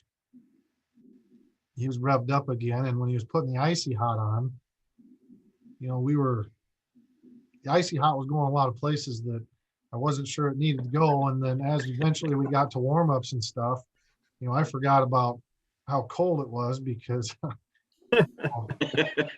icy hot had worked its places to where it was uncomfortable. Worked its way to the north side of the end zone. Something like that. Yeah. I remember the first series on that play, I came out and hit one of the linebackers. I don't know, it was one of the speakers or something like that. I got a stinger the first play of the game. I was like, oh, this is going to be a long night. Like I hit him with everything I had, and he just basically just barely moved an inch. And I'm like, oh. Yeah, I can remember it was so cold that with the screw-in cleats, you were spinning your wheels all the time. You were slipping and sliding. It was kind of like an ice rink in some spots. Yeah, it was, Higher had a game. I remember we would walk up and like, it's coming right here. It is. And then next thing you know, Higher's beeline it to the end zone. They're like, what are we doing? Well, yeah, amongst other things. But yeah, that was just a crazy game. Yeah, I remember Garth Speaker. Like, that guy was probably 6'4", 250. Like, I'm a little string bean at that time. And I'm like, this guy is taking a 3-yard sprint at me at the end. I'm like, there's no way I'm stopping this dude. So I was like, hey, Jeff, this guy, you gotta cut up, because I'm just going to push him into the backfield somewhere. Cause I can't, whichever way he's going, I'm just going to start running him down the field, because he's going to just destroy me the whole game. And I figured after a while he'd start spinning or, trying to get back into the play, but he'd just run down the field. And I'm like, all right, well, I'll just push you down the field. I felt like that was one that we started out going 3 and out. Like we went out there 3 and out. Like it was like, geez, for it to end up how it ended up, it's early third quarter, 50 point was. Well, it was, they were big, but they were slow, and then again, to Jeff's point, the ground was so hard. So, you get May on one side, Jeff or Chad on the other, and then, if they were higher up the middle every once in a while. And it was, Well, that's where we run our trick plays, full house. So they don't know which side we're running the tie. Occasionally a bootleg with Klein, let him get his glory hound yards. Of course. We did try another halfback pass. Yes, we did. It didn't. It wasn't quite executed like the first one. This time we went for it all. And I felt like that one scouted. Their offense came on the one trick play that they had. Didn't they do a halfback pass? Yeah, they did something for their, and I don't think they scored on it, but they got down to like the 1 yard line or something like that. We'll go to the tape. We'll call out whoever got burned or bought that fake. Pull it up here. It didn't slow things down too much because, like I said, you guys ended the game with 7 minutes left in the third quarter. After a 37-6 halftime lead, you guys scored 21 points in 5 minutes. That was pretty short work of Eldora at that point. I can remember the message at halftime from the coaches was, "It's cold and we're going to get out of here." So, which didn't Higher score in the first play from scrimmage in the second half? Yeah, I think so. Yeah. Well, I think one of those is where there was a pile and he jumped over the pile, and that Speaker kid was sitting there waiting for him, and he just like was in the air and just ran right over top of him. I don't know. I know one thing as I look back on the high school days is I'm glad that I didn't have to try and block Higher, and I'm glad that I didn't have to try and tackle him, because I know we're PG-13, but on a football field, that guy was hell on wheels, man. Yeah. Yeah. I watched his junior year highlights playing nose guard, like unblockable, where he's only playing one way and he's focused, and it's just, Senior year, he kept yelling at me, "I'm getting triple teamed over here." Let's start doing the math over here. I don't think there's enough people for triple teaming Ras, triple teaming you. Like, nobody's blocking me, but. Yeah. Junior year, man, at nose guard. I do remember at Sigourney where, he was frustrated at halftime because he thought like he was, getting doubled and tripled and all that. And, looking back on it, I don't know if those guys needed to double and triple guys, but yeah, he was fun to watch play, man. Junior year at nose guard. Well, you think about how much the guards ran taking plays in and out, but man, you watch film, you watch the highlight tapes, and to see Newgard and Peterson and like, holy cow, like if they had a pedometer on, like think how many steps they put in a night. Oh, they're running Like- as much as the backs. Oh, and yeah, they're not taking plays off. Like they're running hard to hit the corner. Like it's crazy. Yeah. Then there's me and Legoo sitting there lazy. All I had to do is cut somebody and lay there, man. I probably had the least amount of steps of anybody. I might be right there with you. That's a good point. And then Jeff ended that game with a 33-yard scoop and score to put the 50-point rule into effect. And game over, heading to the Dome. What was the mentality like knowing you're back in the Dome, the Final Four, business as usual, little celebration? What was that like afterwards? I definitely don't think there was any celebration. Well, So I had work to do. I don't remember. We were a confident bunch, and the other thing I know is I don't think the Dome scared us at all. I mean, I don't think we were overly nervous about playing there. I think, we played there the year before, and going into it, I think we were excited to be back in the Dome. That's for sure. It was one though that, again, at that point we had never won in the Dome. Right. We were aware of that, and it was one of those that we were a confident bunch. And again, for our offense, definitely fit for the Dome as much as any offense that West Hancock's ever had. And I don't remember a lot of people asking us about that. I know that like the news station came and stuff, and that was a big theme about the Dome and all that, but I don't remember getting too much. You didn't think it was a nemesis of ours?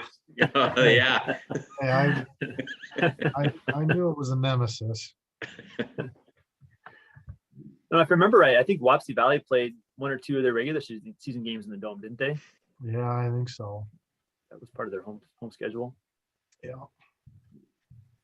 Yep. So let's get to that part of it. In the 1A bracket, we obviously beat Eldora 58-6. That put us against Wapsie Valley. They beat North Mahaska 31-13.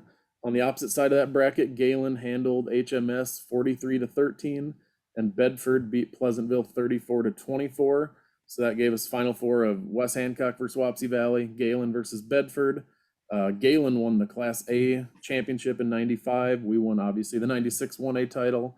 Wapsie would win the 97 1A title. Bedford were the 98 runner-up. So I thought that was kind of neat that last four teams had a pretty good group there. Getting to the semis here, I know, Jeff, maybe you and I, it's kind of a fun game for us because Jerry Southmaid was the coach of Wapsie Valley, and we coached with him at Central, and he was one of my favorite people. Good guy when I was a student coach there, and you were on the staff. So spent a lot of time with him.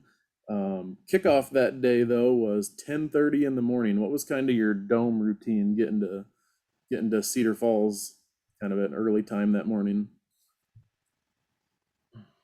Anyone remember? We're getting on the charter bus early and traveling, but otherwise I felt like it was business as usual for us. I don't remember a whole lot. I mean, Yeah. As far as prep, I don't remember a whole lot of difference from just a normal Friday night game. I feel like my game time routine was always eat a little bit of Rass's mom's goulash on there. So it's like, man, if we're leaving at 7 a.m., like, do I try and eat some goulash at like 6 a.m. just to keep the. I think we did, didn't we? Oh, I did. I think we did. The practicing at that time of the year, I think we fight daylight savings, and at this point, I think we do a little bit outside, but most of it's in the gym. Yeah. And, Well, I remember going setting outside to practice, and Al having, icicles on his hair hanging out of the back of his helmet from his mohawk. But I was hoping you guys would sport the mohawk tonight. I have the inverted mohawk now. You and me both, Al. Not the inside, so I could still sweat in 30 below easily. Yeah, so can I. Icicles on my helmet, no problem. Yeah, I can't remember a lot about that morning. What our routine? I mean, I remember getting on the bus early, but after that, I don't. I know once we got to the game, it took us a little while to get the get the wheels going. If I remember right, we were down to start because I think they scored first. Yep. At the end of the first, we were down 7-0, and then made it 8-7 at halftime. Jeff, you had a 44-yard touchdown run to make it 8-7 at halftime. Yep. Yeah, I mean, what I 45 remember. point conversion that we did a no play timeout to get halfway there. Coach, we did a no play timeout again and got half a yard closer, and then we rolled into the end zone by 5 yards. Yeah, I mean, trying to think of the details I remember about that day. I remember that, Al, you lined up across from that big tackle and just kind of destroyed him all day long. And, I remember, Klein had a heck of a day. May had a heck of a day. I can remember, May on that turf, man, he was tough. I mean, he was fast and he ran that outside, that 29 trap really well and got to that corner. And, first half we struggled a little bit, but, second half I felt like we got after him pretty good because I don't remember them moving the ball real well in the second half. And I think we did. We just had a little trouble kind of keeping drives going.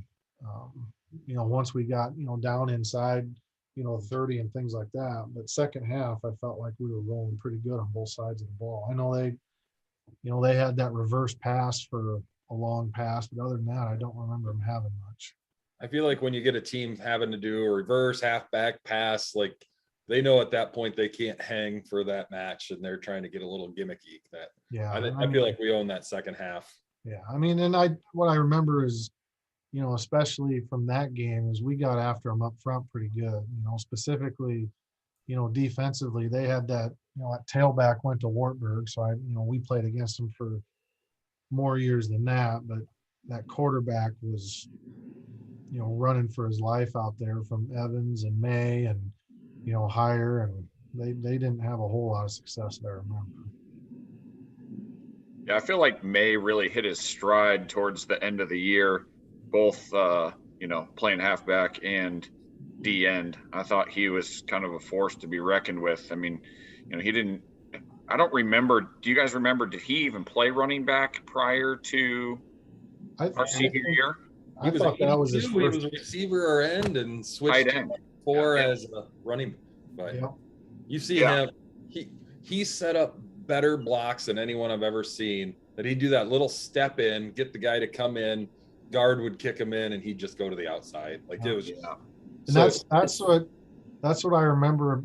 The stuff on that turf is he would do that little setup, and he was just in the corner in a hurry, man. Yeah. Sneaky fast too. I mean, he didn't look fast, but man, he was fast. And that goes to the genius of Coach Sanger. I mean, taking a kid that has never played running back his entire high school career, junior high career, and slot him in there, and he had an amazing year at running back that year. So just goes to how great of a coach he was to see that kind of potential out of a kid that just had never played there before. It's pretty cool. Yeah, and I mean, he was, you go back and watch film, he was a tough dude too. On that dive play, man, he got after people. Yep. Yeah, Higher did have one advantage is both May and you blocking for him.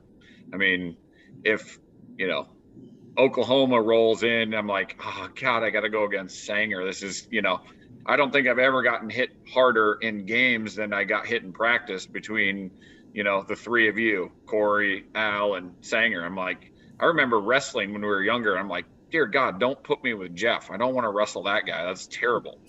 Like that, I was like, nah, I'm not going to wrestle anymore if I got to wrestle that guy, and thankfully we talked him into being a basketball player because, I mean, he probably would have won a couple state titles if he was a wrestler, but 0 chance. He's too Wrestling was hard. 0 for 92. That's the number. That's the number. Still working at it. So like you guys said earlier, this is the first win in the Dome for us. We lost in the 86 and 87 title games. 87 semis would have been Kevin's senior year, the 93 state title game, and then the year before in the 95 semis.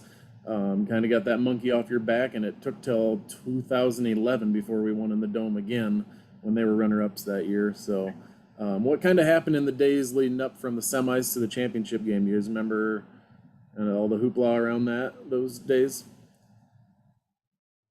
I think it was business as usual. I feel like there was a little relief that we won in the Dome. Like I feel like, not that it's going to be like let down or anything like that, but I mean that was a huge accomplishment at that point. But it was back to focus of it's not done yet. We still, but. Well, I think we were excited, but at the same time, we were exactly where we expected to be. So, and I think, I think one of the different things about, that year is that maybe the expectation, within and the expectation maybe from around the community is that, this is the year. So we won in the Dome, and now it's time to go get the second part of it. So, All right. So Freshman that year, 93, we saw what happened. That's that championship game year. So we kind of knew that we needed to, stay after it and continue to keep our nose to the grindstone to, make sure that we get the job done.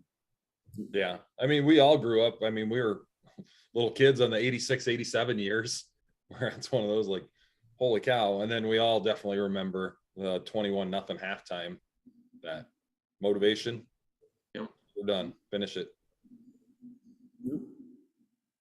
So let's get to it then. State championship game, game 13, Lamar's Galen in the Dome, 17-14 winner there. It was our 5th state title game in school history. Like we've already said, 73, 86, 87, 93. Galen, like I said earlier, was the Class A champs the year before, had to move up for the 96, 97 seasons. I put in the notes here, I went to every one of your games as a 4th grader. I woke up the morning of the state championship game throwing up. I think I was just nervous or something, and my mom wouldn't let me go to the game, so I had to settle to listen to Orrin Harris on KIOW for that game. So I was pretty bummed, but my dad went and recorded the game, and I noticed late or early, mid second quarter that you weren't in the stands, and I said, if Dan's not here, I'm probably just going to sit out the rest of the game and let I'm going to take myself out. I appreciate that, Al. Glad they still pulled out the W, though. That was good. So go ahead. What do you guys remember about the championship game leading up to Mr. Bergman's kick there at the end? I mean, it starts with the community support, the pep rallies, and that I know I haven't been back home in a minute, but, I don't think that's changed. I think that's kind of really ingrained in Britt and how they support their athletic programs. But it starts with, it started with the community, pep rallies, and then, the fire trucks and everything heading out of town. And, but yeah, once you get there, I think we had the garage door that game, right? Yep. Holy crap. When I can say crap, right, Dan? Yeah. Is that okay? It's Earmuffs. No, but it's, just the excitement. And as soon as that garage door goes up and you see our stands and you hear them, like it's game on. It's a pretty neat atmosphere. It's a really, really neat atmosphere. I mean, for me, it was a culmination, right? I mean, Chad, Jeff, Corey, we're all ball boys since we were little kids, right? We were there like, in elementary school, and we got to watch, I remember like, I wore 81 because of Mark Hawk and Matt, I think it's Matt Bruns and then, watching, Dan Cooper catch passes, and, we were all there our freshman year on the sideline, for that game against Lorenz, when I saw John De Leon like stretching for that first down. And I was like, that he was balling out, because Lorenz they were all like 6'7", 250 pounds, just huge, gigantic guys. And, we got to see people like that growing up. So, coming into the Dome, it was just a culmination. It's like, we need to go finish this. And, it was exciting because, we got to live through it. from when we were little kids. So this is the time to like make it happen. So it's fun.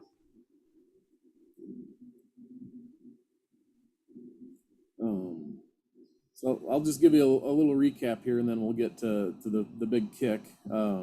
All three of our scores came off Galen turnovers that game. Joe Eisman had a recovered fumble, led to Chad's touchdown, get us up 7-0. Ben's extra point kick with 4 minutes to go in the first quarter. Then Ben had a diving play to pick off a pass, and that's the same play where Al noticed I wasn't in the stands and decided to call it a day. And then fumble recovery led to Jeremy Heyer scoring to make it 14-0 with 7 minutes left in the half.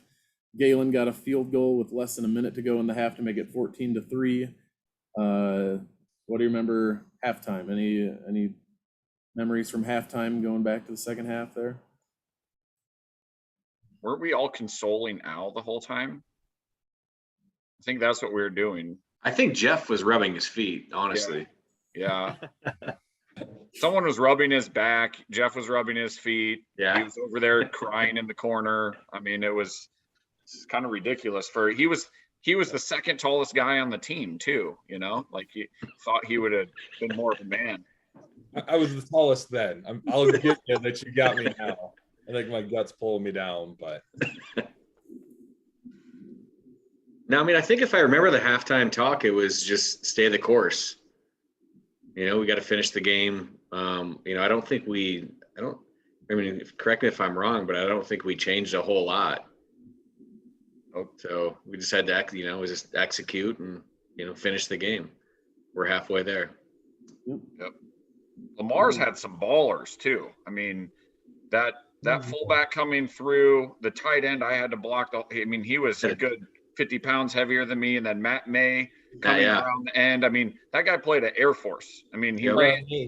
They were they were Class A state champs the year before. They brought back the elite all-state tailback. Their fullback, Jacob Ribo, is a beast, and that lineman, that Matt May, was. Mm-hmm. Oh, he's monster. Gigantor. Yeah. Yeah. That's what you want to see in the title. Again, you don't want to you want to earn it. Yep. And that's where the golden toe comes in. Yep. I'd say 31 seconds ago in the third quarter, they got another field goal, so we kind of had a bend but not break, I'd say, attitude there on defense. They couldn't get into the end zone on us. And then we had an 8-point lead, and then they end up scoring with 9:46 to go. And later on, Nick May recovered a fumble, got us down to the 1 or 2 yard line, and then he should have housed that. Yeah. He should have housed that. Jeez. I was right there. I would have scooped and scored personally, but you would have had to carry 5 people on your back. He had the speed to house it. Yeah, the thing I remember about that fumble is that fumble, I believe, was their drive after we went for it on 4th and 6.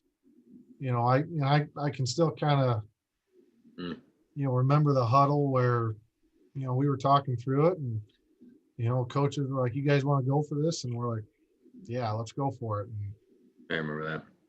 It's and then I don't know if it was the exact next play, but it was the next series where they fumbled that ball. And it was just sitting there. And yeah, if May would have picked that up, there probably wouldn't have been anybody within 30 yards of him by the time he got to the end zone. But isn't that the Coach Perkins quote? Where it's like, "Oh, if he's really going for this, oh yeah, I'm looking on the next play. I don't care. Yeah. If we don't get this." And still to this day, when we were up by 8 points and they scored and they were going for the 2-point conversion, I still can't remember what play I called in the huddle. I swear that I called double safety fire, and we'd never run double safety fire before.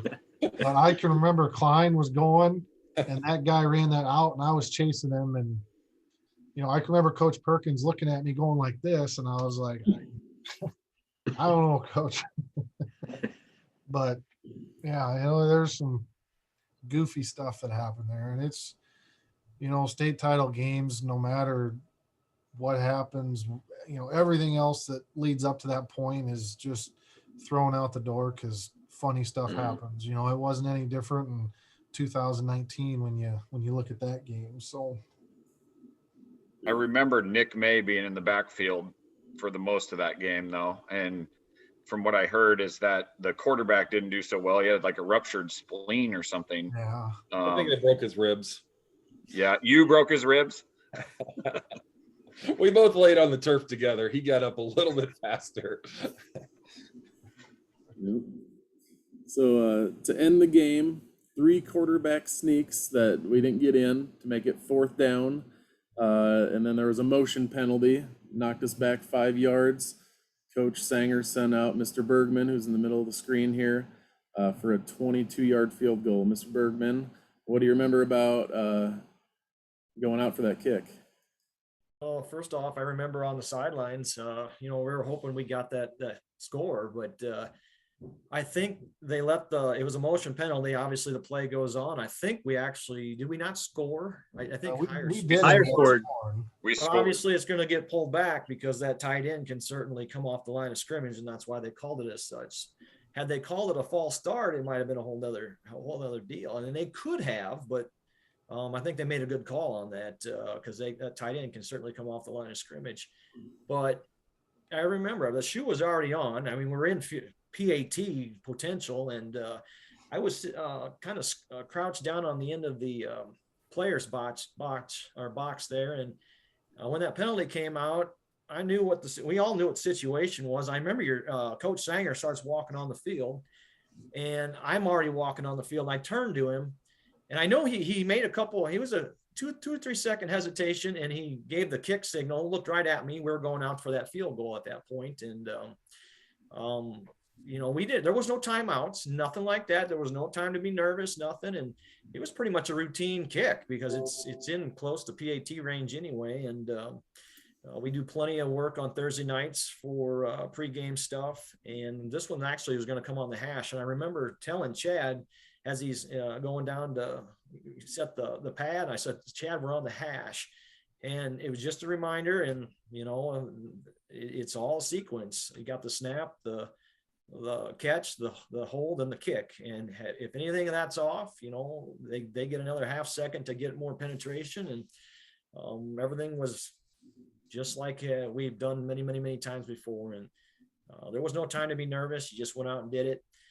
And I remember Coach Sanger later after the game, I don't think he felt that it was going to be enough. I think he was a little hesitant to get 3 points, but the next kickoff had to get deep enough, and the defense was able to hold back because Galen Catholic had one heck of a kicker. I mean, he had a heck of a leg too, and you get him in range, and who knows? But there was no time. Nobody called timeout, and just went ahead and did it. You had your 25 seconds, and that's that. It was pretty simple. Yep. And you were 40 for 48 that year in extra points, and that was essentially an extra point just from the hash. Sure. So, Yep. You're prime conditions in the dome, nothing to worry about there. Right. So, Bergman's interview afterwards, though, is one of the funniest lines you ever hear. I hit it pretty well. I didn't make it by much, but Well, you didn't have to overkick that one. You know what I mean? You didn't have to overthink it. Just give it a nice kick, and the key to a square toe kicker is a locked ankle and a head down. If you don't have a locked ankle, you could shank it, not giving out enough power or whatever. But it all worked out right. So I guess that's that. Yep, we're glad it did. And they, like you said, they still had 2 minutes left. Yep. They had to attempt a 48-yard field goal with 5 seconds left, and if I remember right, it was shortened to the right a little bit or something like that.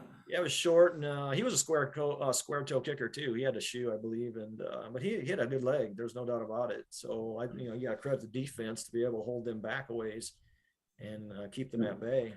Yep. So state title number 2 for Coach Sanger, 23 years in between, and then it was another 23, and he got his third back in 2019. So you guys were kind of that middle link in that cool piece of history of state championships at Britt and West Hancock. What was it like after the game, locker room, on the way home, pep rally? What was going on there?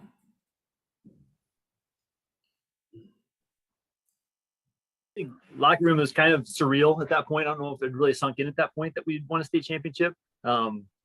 not until maybe we got home and had that pep rally and Coach Sanger and Coach Perkins getting up there and giving a little speech.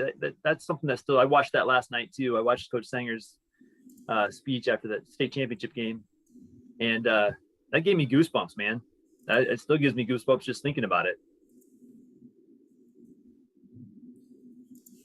Looking for that picture. Yeah, I mean, it's, from my standpoint, it was, obviously pretty special, and I think one of the things about the 96 team, and it's been referenced a few times here, is that we were all very aware of what our history as a football program was. We were very aware of, the Dome experience and how it hadn't been a real great one for us up to that point. One of the everlasting images that I have in my head growing up, was when I was sitting at the kitchen counter and, after the 1993 game, and, Dad walks in, puts his hands on the counter, puts his head down, and, and he just says, "How does that happen?" And I can remember right after the game, going to find him and giving him a hug, and, to go through something like that, as a player is pretty special. To go through it and have your dad as your coach and kind of seeing how things have progressed through the years and the experiences that he's had, that's, pretty special. West Hancock football is very important to me. I can remember at the Dome, Kevin played his last varsity football game for, at that point, would have been Britt High School, and we're in the Dome of the locker room. And I'm there just bawling my eyes out, and my brother Kevin, who just played his last game, comes up and says, "Hey, it's going to be okay. We'll be back here." So, those pretty special moments from, for me personally, and I know for everybody. So. When I look at that as it was so much more than, a win for the 20 or 30 guys on the team.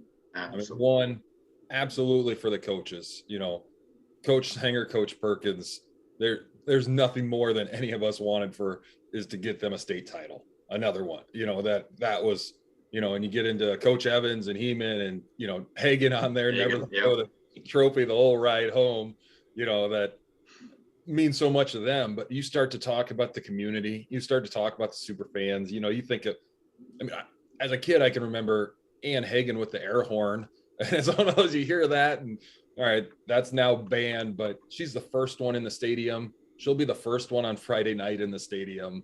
Like, you talk about community support, you think about all of our parents. I mean, as we all had bonds, we hung out, we had a great year, but it was one of those, like, the parents are, our senior parents, they hung out, it was a huge experience for the community. You think of some of the super fans, you think like, I think Kirk Miller's dad and all, you get into all the, so many great memories, and it meant so much to Britt and Kanawha, that way more than just our team, our coaches, that huge.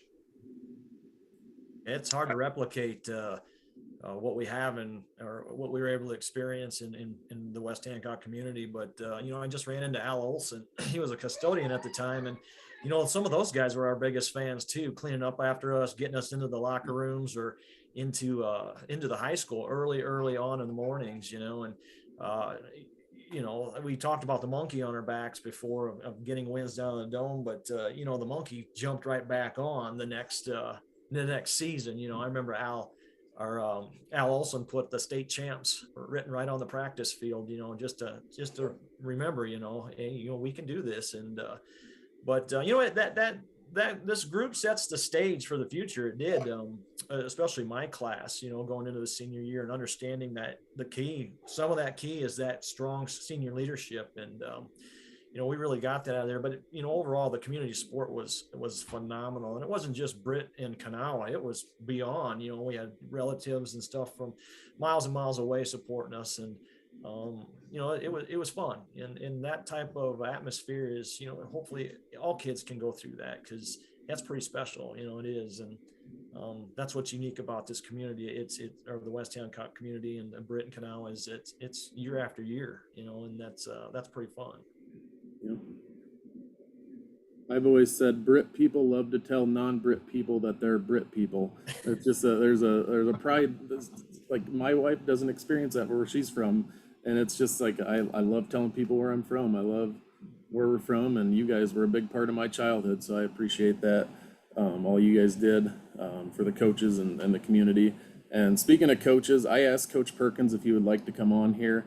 He declined, just kind of going through some stuff right now, but he wanted to send best wishes to you guys and said that he just loved his time coaching you guys, and it was a great experience for him. So I just wanted to send that message to you guys from Coach Perkins back in Britt. So, yeah.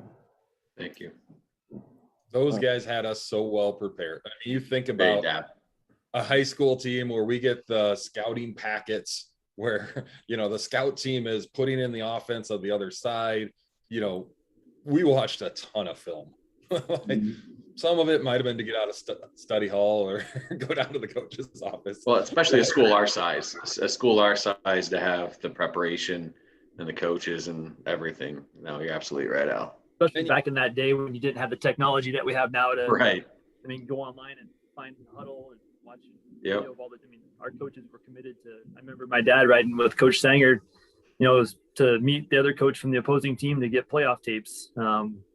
They put in a lot of time to get us prepared.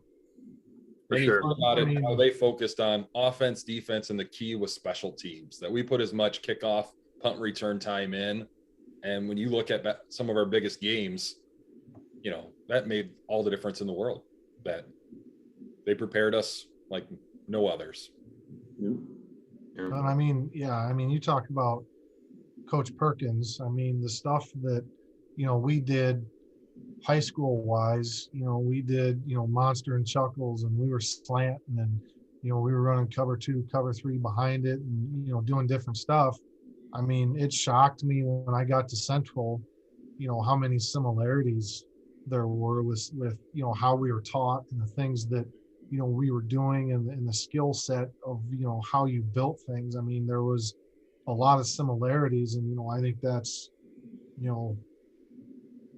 just a huge compliment to the coaching staff that we had. Not only preparedness for what we did on the football field, but if you look at that coaching staff, they were good men. Absolutely. They were, you take them all, Coach Evans, Coach Rand, Coach Timmerman, Coach Perkins, my dad. They were just, I can remember when we go back and, after practices or something, we'd sit in that back coaching room and talk to them and listen to them tell stories and stuff. It was just, they're just good people. And that was a big part of it. You wanted to play for them. Well, even the front office, kind of Al's point, right? Watching them, how many hours did we spend watching film in your dad's office? Like hours. Like it's, yeah. No, and you can still hear your dad saying, people. Yeah. Here to raise good men and good husbands, and it's why you're absolutely right. It's more than just a football field. It was fun too. You got to beat on people, so. Oh. Yeah. Yeah, there's they had a lot of good life lessons, and Gene Perkins always talked about the journey. It's we might have a 13-0 season that looks perfect on paper, but you working through adversities, injuries or something, or a bad game, and I think that's the biggest difference in West Hancock football or communities like this or sports teams like this, that they work through adversity. You've got to learn to put things behind you real quick. And I think that's the key. One of the keys in Britt or West Hancock and the coaching staff is, they know how to get you past the quick adversity. And that's the greater game of life too. We can have that in daily life. You might have some setback, but you got to keep moving. You got to keep going. It's like Al going down in the finals. I think it was Jeremy Zatto. You got to give him credit. You do. It's the next man in. He executes. Yeah. And that's the game of life, and it's beyond the football game, and that's what that coaching staff has done for years, is set up young men and young women to be greater people in society. And You know, teams that make it consistently, like a West Hancock or a Newman baseball team, there's a reason they're there. Their coaching staff understands how to get past a fumble. You got to move forward, get to the next play. You know, and that's that adversity and working through it and getting and continuing on. And, you know, that's a unique experience that very few kids actually get. So, you know, there's a lot of good life aspects that these coaches have taught a lot of young men and women. That's why so many of us are so stinking proud to be from Britt and aren't afraid to let people know that we're from Britt, because, you know, we're proud of the people that taught us the ways, and we just know that a lot of great people that came out of Britt, and we're proud to be part of that. And then, you know, that's another thing that comes up. I know that, Dan, you've had you know, Jim Timmerman and you know, Mr. Brum and people on his podcast. I mean, when we came through, that was the faculty at the high school. I mean, we had such consistency in our faculty for a number of years. I mean, gosh, I don't know where else you'd see that at the high school, but I mean, you look at the teachers that we had, there was just so much consistency with who was at the school and you know, all that. It was kind of a cool thing when you look back at it, you know, and they all had different personalities, you know, and you know, Coach Perkins had his own personality in the classroom, and Mr. Timmerman had his own personality, and Mr. Pauls had his own personality. You know, everybody was a little bit different. Everybody was just, you know, it was entertaining and obviously good teachers, but it was just, it's kind of a remarkable thing when you look back at it and all that good stuff. Yeah, absolutely. They vested in their school, they vested in their students, and they vested in their communities too. And I think strong schools equal strong community, and vice versa. So I think that's why Britt and Kanawha are extremely strong and continue to be strong. But you know, I was telling Dan last night, I've had an opportunity the last few years to see Coach Sanger on a different side of the game in a pregame officials meetings. If I've ever had to do a West Hancock game, I know, Jeff, you had mentioned that, you know, when he's taping your ankle, he just kept talking and talking. Bob we knew when we were going into officials meetings with Bob, he'd do all the talking. You know, there's certain things we have to get to and do by Iowa high school athletic standards, but Bob would lead the whole meeting. So, but one thing about Coach Sanger, and I told this to Dan last night, I said, there's some uniqueness among the Don Andersons and the Daryl Schumachers and Bob Sangers is their passion is so intense. They put the previous year behind them. They don't talk about the state championship team or last year's team or that we're rebuilding. It's always about the kids in front of them. And that's the unique thing about that era of coach is, you know, they believe they're going to win every night, whether they're 5-5 or 13 or, you know, 10-0 on the season. They believed in their kids, and they talked about the kids that they had in front of them at that time. It wasn't a job. That coaching is not a job. It's a passion. It's a lifestyle. And that's something unique that it's hard to see today. There's some good ones out there, some young, good coaches out there, but to get to that passion level and lifestyle level, to see it out of Coach Sanger on an official side or Daryl Schumacher or a Don Anderson, it's pretty cool to see, because that passion is so intense, and it's all about the kids. It really is. It's not about the coach. It's not about him. It's about the kids, and it's about that game that night. They believe they can win, and that's what they've instilled in most of their, you know, in the student athletes. So that was a unique side I've been able to see as a few years ago with Coach Sanger and some other good ones in that era. And Chad, not to change the subject too much, but I'd be remiss to not mention your greatest statistic of all time that we talked about a little earlier. First quarterback, I'm sure, in state history to win a state championship without ever completing a pass.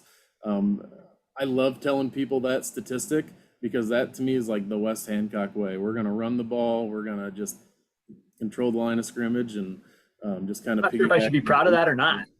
I am. I think it's awesome. Hey, you made the book. At least you made the book, Chad. Let's run. Come on. Yep. I didn't. Al, did they call you? They did not call me. Yeah, they didn't call me either, but that's okay. Well, Quarterbacks get all the glory for the book. I don't particularly like that stat though either, Chad. I bet you don't. I bet you don't. I appreciate that, Ben. Yeah, the tight ends. Crass, they knew they couldn't put you in the book because they looked for quotes, and your only quote would be, "Well, this is PG-13, so I can't really talk about that." It was a little more PG-13 in high school, I think. Yeah, I don't think so. No. Well, that season, guys, I'm just going to go through the all-district, all-state list just for fun to throw some more names out there. Hire, Klein, Corey, Rick Legoo, Al, Nick May, Jeff, Ben, Evans, Bergman, Nick Drake, Brandon Peterson, Joe Eisman, Rick Newgard, Jason Fetters, and Tony Ridham were all district. And all-state, we had Hire, Klein, Al, Jeff, and Corey were all state that season. And three of you went on to play at Central College. How many all districts? How many all districts? Did you count 15? Yep, 15. Yep. Incredible. Which for a small school where most of us are playing both ways, just Pretty awesome. that's awesome. Yep. Yeah, and then like I said, Al and Chad and Jeff, you guys all went on to play at Central, who's a sponsor tonight. So I got to throw that out there now. I thought good timing. Central and Pella, where Jeff is like literally sitting right now, is more affordable than ever. Central provides every admitted student a $1,000 Journey Scholarship made possible by generous donors. Visit central.edu to discover even more scholarships and learn how seriously affordable a Central education can be. So go Dutch. 25 years later, we're still talking about you guys. I'm going to throw a challenge out to people watching. $25 to the Sanger Legacy Fund, one for every year since this championship win. $25 for 25 years. So it's been pretty fun talking with you guys tonight. I appreciate it. Before we end this, though, we do have some cornhole boards to give away. So I'm going to share my screen here real quick, and then I'll let you guys have some last shout outs. Well, Dan, I want to, before we get going, I just want to say thanks for, these podcasts are pretty awesome, and I've watched about every one. So it's a good thing you're doing here, and very much appreciated. Yeah, thank you. And there's more than my name in this list. It's not Riggs. Well, I'm shuffling them right now. Sure. I said when I was going to do this, I was going to shuffle about 10 times while we're talking so that they all switch around. I'm going to click to spin. And thanks again to Kurt Kopacik for doing this. Said he spent a good chunk of his money and time to put this together. So I'm going to spin, and we're going to see who gets those cool cornhole boards. I have one entry on there, so if I win, it's not rigged. I had the lowest odds possible. Mitch Muth. Nice. The Muth boys is the winner. So I'll be contacting Congratulations. at some point. Congrats. After he gets the boards from the Kopacik house. So yeah. We raised about $1,300 for the Sanger Legacy Fund for that. So much appreciated everyone that threw some money into that. And thanks again to Ewing Funeral Home, Jay Hiscox, Deemer Realty, Britt Vet Clinic, White Barn Picket Fence, and Central College for sponsoring this as well.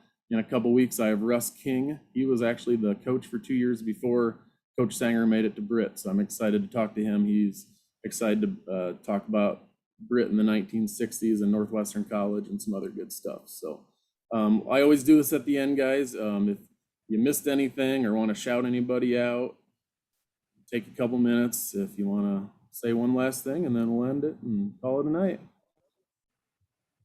No, I'll say thank you again, Dan, for putting this together. So, a lot of these guys on the screen I've, haven't seen in a while. So it's great to reconnect. But no, Come over, Ras. Thanks. Just for you, Jeff. I did it on purpose. So I liked your comb over too, and I took your hat off a second ago. That one? At least you're capable of putting a comb over on, guys. Yeah. Exactly. I feel like Jeff's growing the beard just to cover up his second and third chin, but I thought he was transplanting that to your head, Al. There's some truth to that, Al, because the 0 for 92, we've never been in the same weight class, but we're getting closer. I'd have to cut weight for heavyweight right now, but I will say Bergman's been sitting so that we can see his virtual background of the kick He switched sides. You noticed that, right? He was sitting over to the Klein, edge there a little Klein bit. was showing to begin Covered up. with, and now it's, yeah. But now I noticed that Klein almost had laces, it didn't have laces out. Come on, Al. Almost. We're good. That's how we liked it. That's how we wanted it, right there, like that. Yep. Little bit of can't do it up and down. You got to lean it back just a little bit. You know, Ben, he was pretty particular how he liked his football. That was very much so particular. Bergman, you got your hands- All you got your- kickers are. You got your fingers taped up right now? No, I don't. I used a lot of athletic tape back in the day. No, Dan, thanks a lot for doing this. Yeah, yeah. You know, the program itself in Britt's or West Hancock still in it's excellent hands, obviously, with Coach Mark Sanger now. And, you know, I think there's a lot of good things to come with the community yet. And, you know, I think there's a lot of good things. The communities are doing, you know, Britt's doing a lot of good work there over there with some new developments. And, you know, we just, like all Iowa rural schools, Britt, Kanawha, they all need families. They really do. And they need to build communities. And it's not easy today with, you know, the way things are and the decline of rural Iowa or the rural America. But I think there's good things to come for Britt and Kanawha. And, you know, I'm looking forward to it. And thanks again, Dan, and also for the record book that you put together too. I know, you know, talking to other people, it's pretty special that we've got somebody, you know, that was willing to put the time and effort into doing that, and then to put the time and effort into doing these podcasts. So, big shout out to you and thanks to you for doing all that. I appreciate it. Yep. Yeah, I will say, Dan, I have the record book, you know, my house in Montezuma, it sits right there on the coffee table. So whenever anybody comes in and sits down, they're thumbing through the record book. So Do you have it tabbed or just highlighted? no, the one question I always get is how come your name's so far down the list?